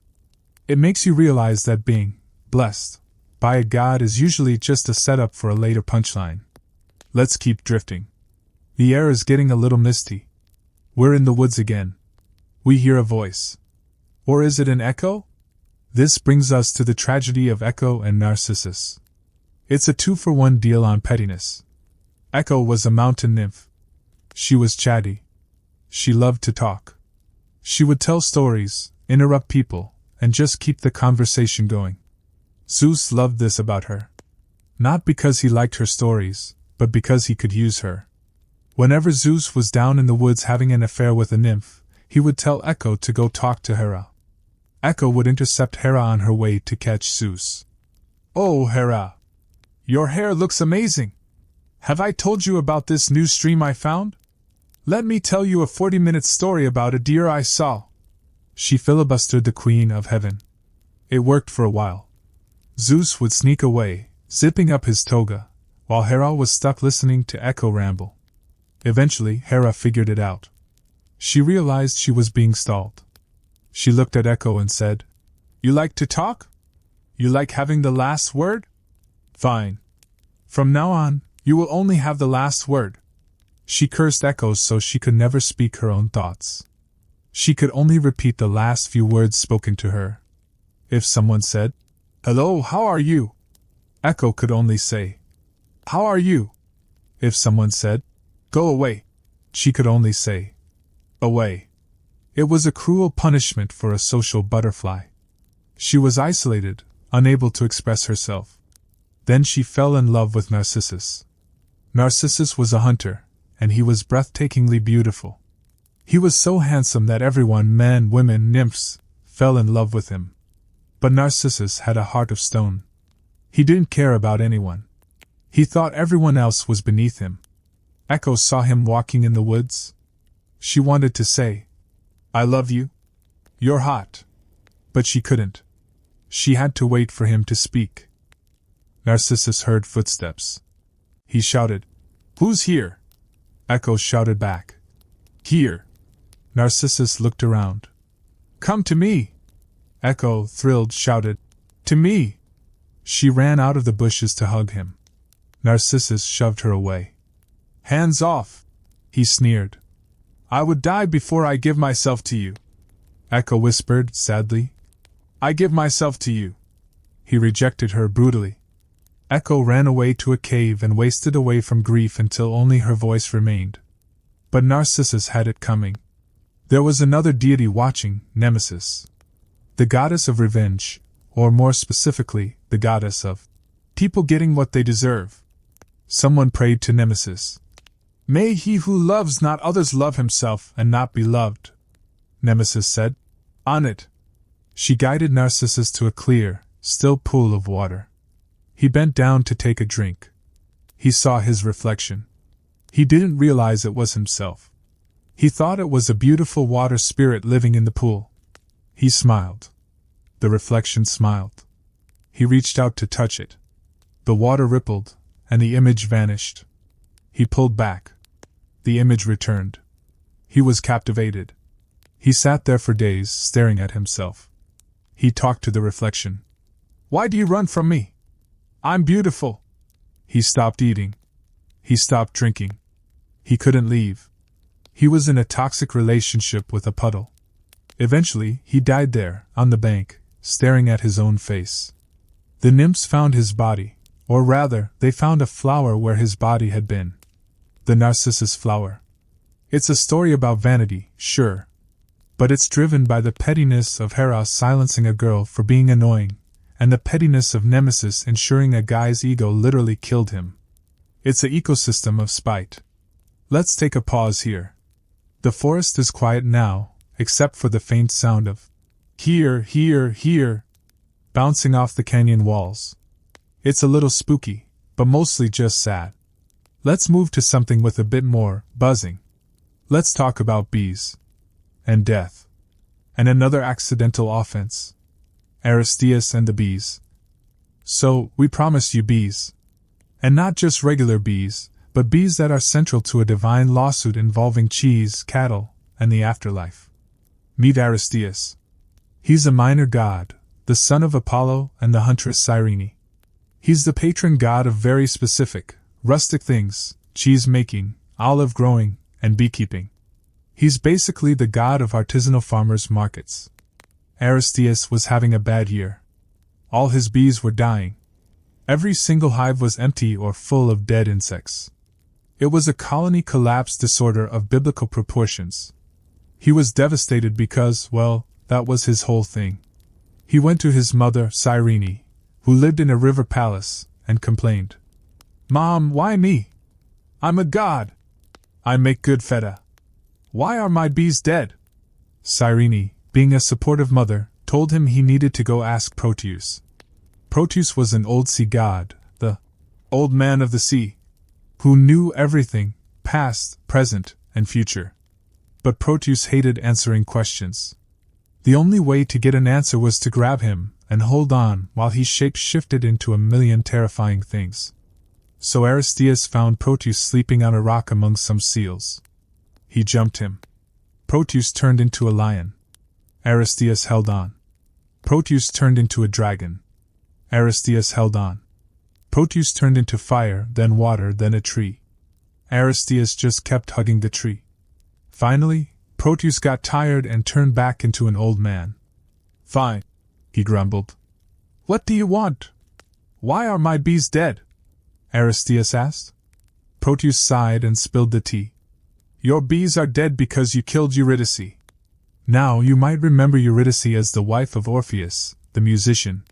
The story usually focuses on Orpheus trying to rescue her from the underworld. But nobody talks about how she died. She died running away from Aristeus. Aristeus had seen her in a meadow and decided he wanted to get to know her. She wasn't interested. She ran. In her panic to escape this creepy cheese god, she stepped on a viper. The snake bit her, and she died. The wood nymphs, who were Eurydice's friends, were furious. They couldn't kill Aristeus because he was immortal. So they killed his bees. It was a targeted economic sanction. Aristeus stood there, realizing that his creepy behavior had ruined his apiary business. He asked Proteus how to fix it. He didn't ask how to apologize to Orpheus or bring Eurydice back. He just wanted his honey production back online. Proteus told him to sacrifice 4 bulls and 4 cows to the nymphs, leave the carcasses in the woods for 9 days, and then come back. Aristeus did it. He slaughtered the cattle and left them to rot. When he came back 9 days later, a miracle, or something really gross, had happened. A swarm of bees flew out of the rotting carcasses. This is based on an ancient, and incorrect, belief called Bugonia, where people thought bees were born from dead cows. But in the context of the myth, it worked. Aristeus got his bees back. The nymphs considered the debt paid. And that was it. Eurydice was still dead. Orpheus was still miserable. But Aristeus got to go back to making artisanal honey. It's a stark reminder that in the Greek world, if you have enough cattle to sacrifice, you can basically buy your way out of manslaughter. Let's drift away from the rotting cows. The smell is a bit much. Let's head into the wind. We often think of the winds as just weather. But to the Greeks they were gods. The anima. And the north wind, Boreas, was a particularly difficult personality. Boreas fell in love with a mortal princess named Orithyia. She was from Athens. Boreas tried to woo her the traditional way. He whispered sweet nothings in her ear. But Boreas is the north wind. His whisper is a freezing gale. He's cold, harsh, and loud. Every time he tried to be romantic, he just gave her hypothermia or blew her hair into a tangled mess. Orithyia was not interested. She ignored him. Boreas tried this for a while, but eventually he lost his temper. He said famously, "Why do I even bother asking nicely? I am the north wind. My nature is violence and force. I toss ships and uproot oaks. Asking for a date is off-brand." So, he embraced his true nature. He swooped down in a cloud of dust and ice, grabbed the girl while she was dancing by a river, and just blew her away. Literally. He carried her off to Thrace, the land of snow and ice, and married her there. It's a chilling story, pun intended. It's about a guy who tried to be nice for 5 minutes, found it too difficult, and decided that kidnapping was just more efficient. And speaking of relationships doomed by the nature of the participants, let's talk about Eos and Tithonus. Eos was the goddess of the dawn. She was known for having a very high turnover rate with boyfriends. She liked mortal men. The problem with mortal men, of course, is that they die. She fell in love with Tithonus, a Trojan prince. He was beautiful. She didn't want him to die. So she went to Zeus, who was probably tired of people asking him for favors by now, and asked, "Can you make Tithonus immortal?" Zeus, perhaps sensing a loophole or just not paying attention, nodded. "Done. He will never die." Eos was thrilled. She and Tithonus lived happily in her palace at the edge of the world. But Eos made a critical clerical error. She asked for eternal life, immortality, but she forgot to ask for eternal youth. Tithonus didn't die, but he kept aging. First, his hair turned gray. Then it fell out. Then his skin wrinkled. Then he started to shrink. He became weak, unable to move his limbs. His voice turned into a high-pitched, reedy babble. He was hundreds of years old, trapped in a body that was constantly decaying but forbidden from dying. It was a nightmare. He was just a shriveled little husk, babbling in the corner of the palace. Eos, who was eternally young and beautiful, eventually got grossed out. She couldn't stand to look at him. But she couldn't kill him, and she couldn't fire him, because he was immortal. So, she did the only thing she could think of. She turned him into a cicada. Or a grasshopper, depending on the translation. Now he lives in the grass, chirping endlessly, shriveled and dry, crying out for the youth he lost. It's a tragedy of bureaucracy. If Eos had just had a lawyer review her request to Zeus, Tithonus would still be a handsome prince. Instead, he's a bug. It's a lesson in reading the fine print. Let's float over to another transformation story, one driven by a love triangle and a very vindictive witch. We mentioned Circe earlier, the one who turned sailors into pigs. But before she was dealing with Odysseus, she had a run-in with a sea god named Glaucus. Glaucus was born a mortal fisherman. One day, he laid his catch of fish on a patch of magical grass. The fish came back to life and hopped into the sea. Glaucus thought, "I'll have what they're having," and ate some of the grass. He immediately grew a fish tail, turned blue, and dove into the ocean. He became a sea god. He fell in love with a beautiful nymph named Scylla. Scylla was having none of it. She saw this blue, scaly fish man coming at her and ran away. Glaucus, heartbroken, went to Circe. He asked her for a love potion to make Scylla love him. But Circe took one look at Glaucus and thought, "Actually, he's kind of cute. I like the blue skin." She told Glaucus, "Forget Scylla. She's basic. You should date me instead. I'm a powerful goddess, she's just a nymph." Glaucus was not smart. He said, "I would sooner see leaves grow in the ocean than stop loving Scylla." He rejected the witch. To her face. Circe didn't get mad at Glaucus. That's not how pettiness works. She got mad at Scylla. She brewed a poison. Not a love potion. A monster potion. She went to the quiet bay where Scylla liked to bathe and poured the green sludge into the water. When Scylla waded in, the water started to bubble. She looked down at her legs. To her horror, her legs were dissolving. In their place, 6 snarling dog heads sprouted from her waist. She had 12 tentacle legs and 6 long necks with dog heads that barked and snapped. She was rooted to the spot. She became a monster. A literal monster. She spent the rest of eternity stuck in a cave overlooking a narrow strait, eating sailors who passed too close. She became the Scylla of Scylla and Charybdis. And Glaucus? He just swam away, presumably weeping, but definitely not dating Circe. Circe sat on her island, satisfied that if she couldn't have him, at least Scylla was now a multi-headed canine abomination. It's the mean girls of mythology, but with biological warfare. Let's take a breath. The sea is full of monsters, the woods are full of ex-boyfriends turned into bugs.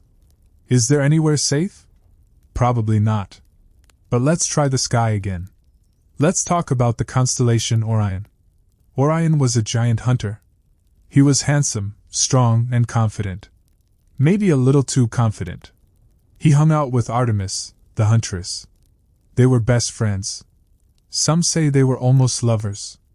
Apollo, Artemis's twin brother, didn't like this. He was protective. He was also jealous. He didn't want his sister dating a giant mortal. One day, Orion was swimming in the ocean, far out from shore. All that was visible was his head, a tiny dark speck bobbing in the waves. Apollo saw an opportunity. He walked up to Artemis, who was practicing her archery on the beach. He pointed at the speck in the water. "Bet you can't hit that dark thing way out there," Apollo said. You're losing your touch. Artemis, never one to back down from a challenge, said, Watch me. She drew her bow. She aimed. She fired. It was a perfect shot. The arrow flew miles over the water and struck the target dead center. Artemis cheered. Apollo smiled that smug Apollo smile. Later, the waves washed the body of Orion onto the shore. Artemis realized what she had done. She had killed her best friend because her brother tricked her into a contest. She was heartbroken. She couldn't bring him back to life. Zeus had banned that after the Asclepius incident. So, she put him in the stars as a constellation. It's a sad story, but the pettiness of Apollo is staggering. He tricked his sister into murdering her boyfriend just because he didn't like the guy. It's a level of sibling interference that goes way beyond. I'm telling Mom. And Orion isn't the only one up there due to drama. Let's look at the constellation Ursa Major, the Big Bear. This is the story of Callisto. Callisto was a nymph who swore a vow of chastity to join Artemis's hunting band. Zeus saw her. He wanted her. He disguised himself, this time, disturbingly, as Artemis herself, to get close to her. Callisto got pregnant. She tried to hide it. But one day, Artemis and the nymphs were bathing. They undressed. Callisto couldn't hide her baby bump. Artemis was furious. She kicked Callisto out of the band for breaking her vows. But that wasn't enough for Hera. Hera found out about the baby, a boy named Arcas. Hera was angry at Zeus, so naturally she punished the girl. Hera grabbed Callisto by her hair, threw her to the ground, and turned her into a bear. Callisto, now a bear, was terrified. She wandered the woods for years, afraid of hunters, even though she used to be one. Years later, her son Arcas grew up to be a hunter. He was in the woods. He saw a bear. It was his mother. She recognized him. She stood up on her hind legs to hug him. Arcas didn't see a hug. He saw a bear attacking. He raised his spear to kill her. Zeus, watching from above, decided this was too much even for him. Just before the spear hit, he snatched both of them up into the sky. He turned Callisto into the great bear, Ursa Major, and Arcas into the little bear, Ursa Minor. Hera was still mad. She was annoyed that her victim was now a shiny constellation getting honored every night. So, she went to Oceanus, the god of the ocean. She asked him for a favor. Never let those bears rest in your waters. Oceanus agreed. That is why Ursa Major never sets below the horizon. It circles the pole star forever, never getting to dip into the ocean for a drink or a rest. It's an eternal punishment of insomnia. Even in the stars, Hera's grudge continues. She literally adjusted the celestial mechanics of the universe just to annoy a woman her husband tricked. Let's drift back down to earth. Let's look at a story about hospitality. The Greeks took hospitality, or xenia, very seriously. If you invite someone into your home, you treat them well. And if you are a guest, you don't steal the silverware. Unless you are Tantalus. Tantalus was a king who was actually a son of Zeus. He was allowed to dine on Olympus with the gods. It was the highest honor imaginable. He ate ambrosia, drank nectar, and heard all the gossip. But Tantalus was arrogant. He started stealing ambrosia to bring back to his mortal friends, like taking the little shampoos from a hotel, but illegal. Then he decided to test the gods. He wanted to see if they were really all-knowing. He invited the gods to a banquet at his palace. For the main course he served stew. But it wasn't beef stew. He had killed his own son, Pelops, chopped him up, and cooked him. He served his son to the gods. Most of the gods looked at the meat and recoiled. They knew immediately. They were disgusted. But Demeter was there. This was during the time she was grieving for Persephone. She was distracted, sad, and just going through the motions. She absently ate a piece of the shoulder. Zeus was outraged. He threw Tantalus into the deepest pit of the underworld. Then they put Pelops back together. They boiled the pieces in a sacred cauldron, the reverse of the Medea trick, and he came back to life, wholeness restored. Except for the shoulder Demeter ate. So Hephaestus made him a new shoulder out of ivory. But Tantalus's punishment is the origin of the word tantalize. He stands in a pool of water in Tartarus. The water goes up to his chin. He is dying of thirst. But whenever he bends down to drink, the water drains away. Above his head hangs a branch of delicious fruit, grapes, figs, pomegranates. He is starving. But whenever he reaches up to grab one, the wind blows the branch just out of reach. He is eternally close to satisfaction, but never gets it. It's a punishment of pure frustration. And honestly, for a guy who served his kid as pot roast, he probably got off light. It's petty, but in a way that feels oddly appropriate. You played with the god's food? Now you don't get any food. Let's drift away from the guy in the pool. Let's talk about a contest of strength. Or rather, a wrestling match. Hercules, was the ultimate tough guy. But even he got into some petty squabbles. He once fought a giant named Antaeus. Antaeus was the son of Gaia, the earth, and Poseidon. He was a wrestler. He challenged everyone who passed by to a match. He built a temple out of the skulls of the losers. Charming guy. Heracles accepted the challenge. They wrestled. Heracles threw Antaeus to the ground. But something weird happened. As soon as Antaeus touched the dirt, he jumped back up, stronger than before. Heracles threw him again. Harder. Antaeus hit the ground, absorbed energy from his mother, Earth, and popped up looking fresh. Heracles realized the trick. Okay, he thought. So I can't put you down. So Heracles picked him up. He lifted the giant into the air, holding him over his head. Antaeus kicked and flailed, but he couldn't touch the ground. His power drained away. Heracles just held him there. It wasn't a quick fight. He just squeezed him in a bear hug, suspended in the air, until the life was crushed out of him. It's a story about finding the loophole. Antaeus had a broken mechanic, infinite health regeneration on contact with the ground.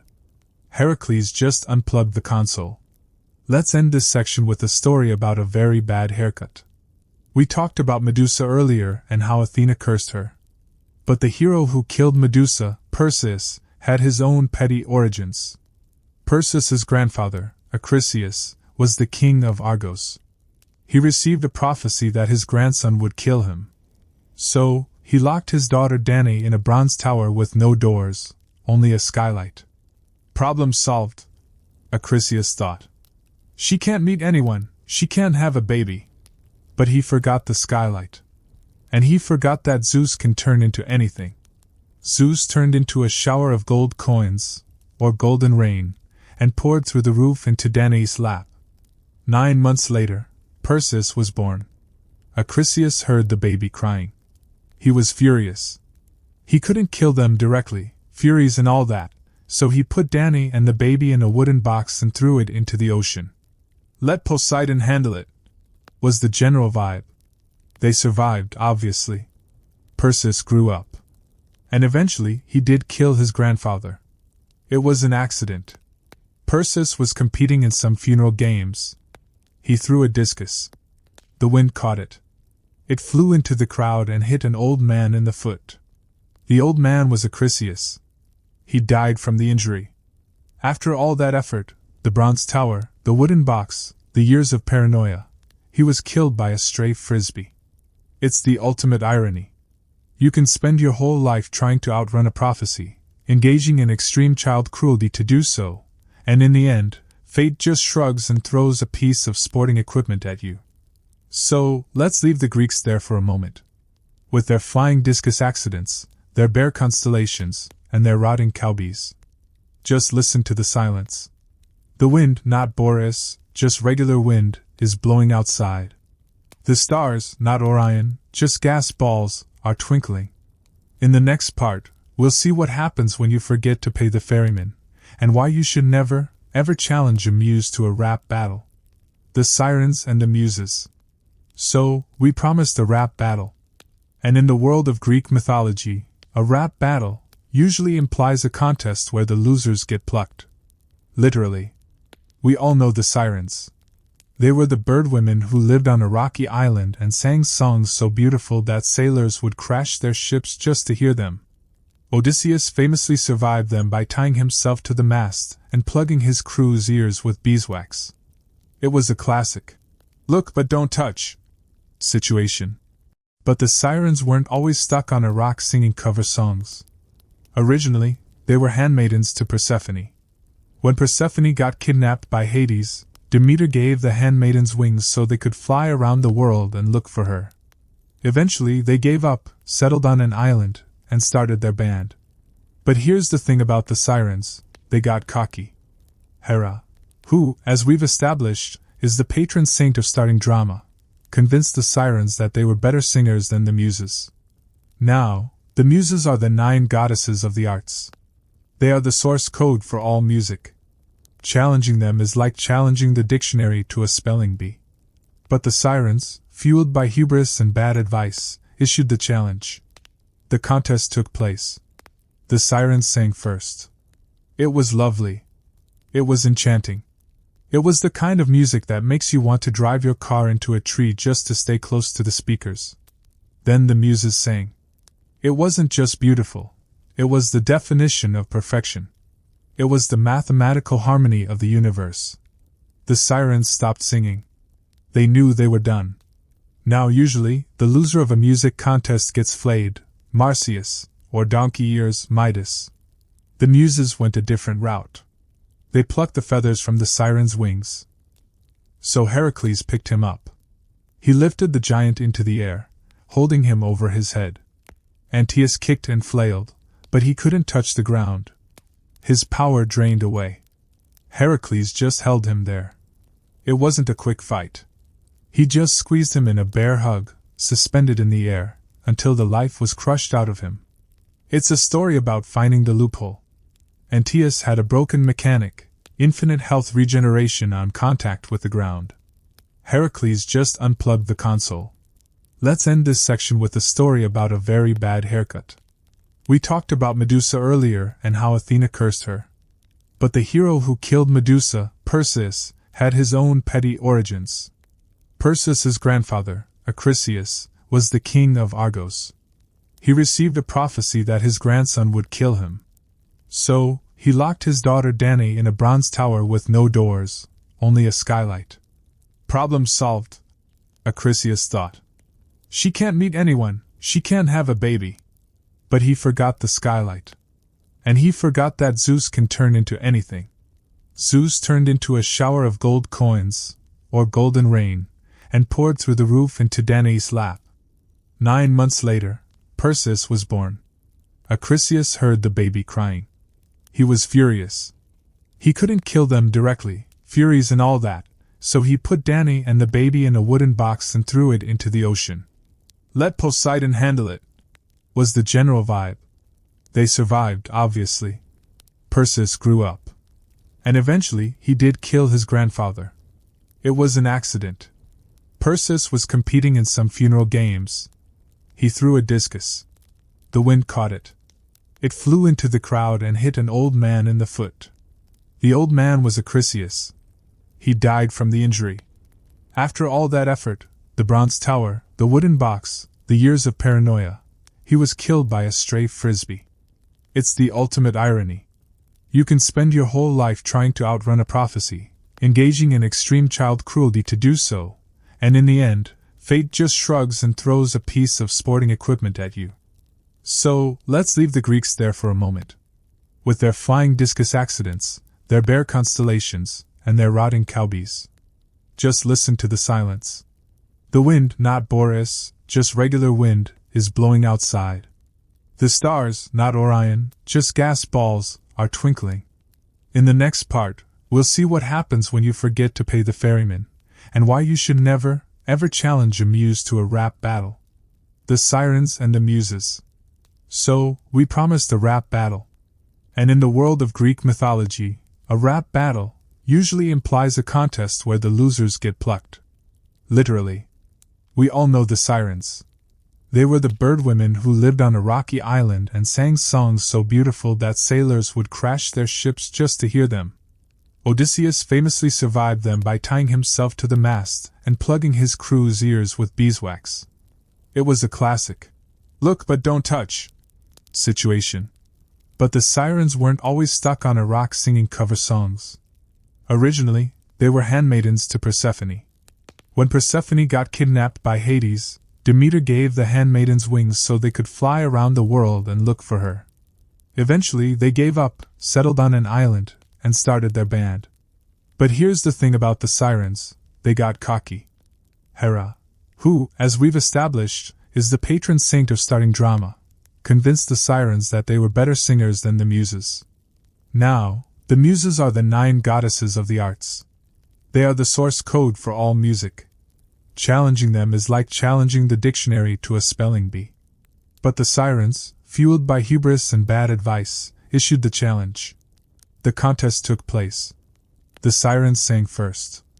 It was lovely. It was enchanting. It was the kind of music that makes you want to drive your car into a tree just to stay close to the speakers. Then the muses sang. It wasn't just beautiful. It was the definition of perfection. It was the mathematical harmony of the universe. The sirens stopped singing. They knew they were done. Now usually, the loser of a music contest gets flayed, Marsyas, or donkey ears, Midas. The muses went a different route. They plucked the feathers from the sirens' wings. They ripped them out. Then, in a move of ultimate pettiness, the muses wove the feathers into crowns and wore them. They walked around Olympus wearing the body parts of their defeated enemies as hats. The sirens, now flightless and humiliated, fell into the ocean. They washed up on their island, where they spent the rest of eternity bitter and flightless, luring sailors to their doom just to have an audience. It explains a lot. They weren't just hungry monsters. They were failed pop stars with a grudge against the industry. Let's drift away from the screeching birdwomen. Let's talk about a man who tried to cheat death not once, but twice. We already mentioned Sisyphus, but there was another guy who was even more audacious. Ixion. Ixion was a bad guy. He was the first human to kill his own kin. He pushed his father-in-law into a pit of burning coals to avoid paying a dowry. It was crude, effective, and very messy. The other kings on earth shunned him. Nobody wanted to hang out with the guy who barbecued his in-laws. He was an outcast. But Zeus, for some inexplicable reason, felt pity for him. Maybe Zeus saw a bit of himself in the terrible family relations department. He invited Ixion up to Olympus for a purification dinner. Ixion gets to Olympus. He's eating ambrosia. He's drinking nectar. He's been given a second chance by the king of gods. So, what does he do? He tries to hit on Hera. It's the boldest, stupidest move in history. You are a guest in Zeus's house, and you try to seduce his wife. Zeus noticed. But instead of blasting him immediately, Zeus decided to entrap him. He created a cloud and shaped it to look exactly like Hera. He named the cloud Nephele. Ixion, being drunk and not very bright, saw the cloud Hera and, well, he engaged with it. Zeus walked in. "Caught you," he said. The punishment had to be special. Simple death was too good for a guy who disrespected guest right and hit on the queen. Zeus tied Ixion to a wheel. A fiery, spinning wheel. He threw the wheel into the sky, or the underworld, depending on the version. Ixion spins for eternity, burning and dizzy, crying out, "Respect your benefactors!" But the weirdest part? The cloud, Nephele, got pregnant. She gave birth to a creature called Centaurus. Centaurus went down to earth and mated with the Magnesian Maras. And that is where centaurs come from. So, the entire race of half-horse people exists because a guy got drunk and hooked up with a cloud decoy. It's a very strange origin story, but it fits the chaotic nature of the mythverse. Let's float down to a calmer story. A story about a tree. We talked about Daphne turning into a laurel tree. But there was another tree tragedy involving a couple named Baucis and Philemon. This is actually a nice story, but it starts with pettiness. Zeus and Hermes were bored. They decided to go down to earth disguised as poor travelers to test the hospitality of mortals. They went to a town in Phrygia. They knocked on 1,000 doors. "Can we have some water? Can we sleep in your barn?" Everyone slammed the door in their faces. "Go away, bums. Get a job." The whole town was rude. Finally, they knocked on the door of a tiny, run-down hut on the edge of a swamp. An old couple lived there, Baucis and Philemon. They had nothing. But they invited the strangers in. They added wood to the fire. They set the table. They served their best food, olives, radishes, eggs, and wine. As they poured the wine, Philemon noticed something weird. The pitcher never got empty. No matter how much they poured, it refilled itself. He realized these were gods. He panicked. He whispered to Baucis, "We have to cook something better. Let's kill the goose." They had one old goose. They tried to catch it. But the goose was faster than the old couple. It ran around the hut and finally hid between Zeus's legs. Zeus laughed. "Stop," he said. "Don't kill the goose. We are gods." Then he dropped the hammer. "You two are good people. But this town? This town is trash." He led the couple up a nearby hill. They looked back. The entire town, the rich houses, the rude people, was gone. It was underwater. Zeus had turned the valley into a lake. Every single neighbor who hadn't opened their door was drowned. It's extreme. It's the destroy the village to save the moral approach. Hera, thinking it was Ares, was pleased. She let him sit on her lap. She let him drink her breast milk, which in Greek myth is a thing that grants power or adoption. Hermes revealed himself. "Surprise! It's me, Hermes!" Hera was so shocked she pushed him away. The milk sprayed across the sky. That created the Milky Way. So, our galaxy is essentially a spilled drink from a prank gone wrong. It's a very weird cosmology, but it fits Hermes perfectly. And speaking of celestial bodies, let's talk about the moon. Selene. Selene fell in love with a mortal named Endymion. He was a shepherd. He was beautiful. Selene didn't want him to die. But she also didn't want him to get old like Tithonus. She learned from Eos's mistake. So she went to Zeus and asked for a specific favor. "Can you make him sleep forever? Just eternal sleep. No aging, no death. Just a really long nap." Zeus said sure. So Endymion sleeps in a cave on Mount Olympus. He never wakes up. He never eats. He just looks beautiful. Every night, Selene drives her moon chariot across the sky, and when she passes the mountain, she stops to kiss him. It sounds romantic until you realize she basically put her boyfriend into a medically induced coma so she could stare at him forever. It's possessive. It's creepy. It's the ultimate. He's quiet when he's asleep. Energy. She had 50 daughters with him, by the way. While he was asleep. I don't know how that works mechanically, and I don't want to know. It's Greek myth. Just nod and move on. Let's take a deep breath. We've covered a lot of ground. From flying chariots to burning dresses. From fishmen to donkey ears. But there is one final feud we need to touch on. The feud that started it all. The original Titan battle. Cronus versus Uranus. Uranus was the sky. Gaia was the earth. They were the first couple. But Uranus was a terrible father. He hated his kids, the Titans and Cyclopes. He shoved them back into the earth, Gaia's womb, because they were ugly. Gaia was in pain. She was mad. She created a sickle made of flint. She went to her sons and said, "Who wants to kill Dad?" Most of them were scared. But Cronus, the youngest, said, "I'll do it." He ambushed Uranus. He castrated him with the sickle. He threw the parts into the sea. From the foam that bubbled up around the parts, Aphrodite was born. That's right. The goddess of love and beauty was born from sea foam created by a severed body part. It's a very metal origin story. Cronus became the king. But he learned nothing. He heard a prophecy that his kids would overthrow him. So, instead of being a good dad, he decided to eat them. He swallowed Hestia, Demeter, Hera, Hades, and Poseidon whole. Just gulped them down like oysters. His wife, Rhea, was understandably upset. When the sixth child, Zeus, was born, she wrapped a rock in baby clothes and handed it to Cronus. Cronus didn't check. He just swallowed the rock. Delicious, he probably thought. Zeus grew up in a cave, hidden away.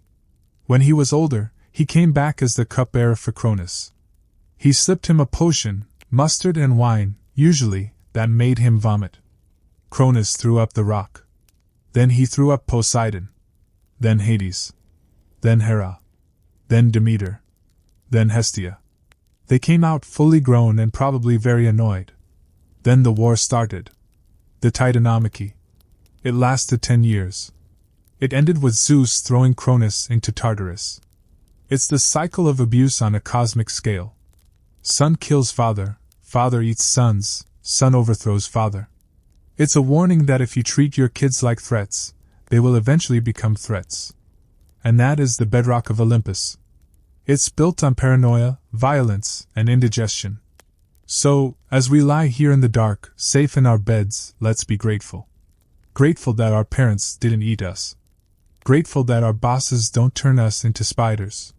Grateful that if we spill a drink, it doesn't create a galaxy. The gods are petty, yes. But they are also distant. They are locked in their own eternal soap opera, high above the clouds. We can just watch from down here, enjoy the stories, and then close our eyes. The stars are wheeling overhead, Orion chasing the bear, the Milky Way spilling across the dark. The wind is whispering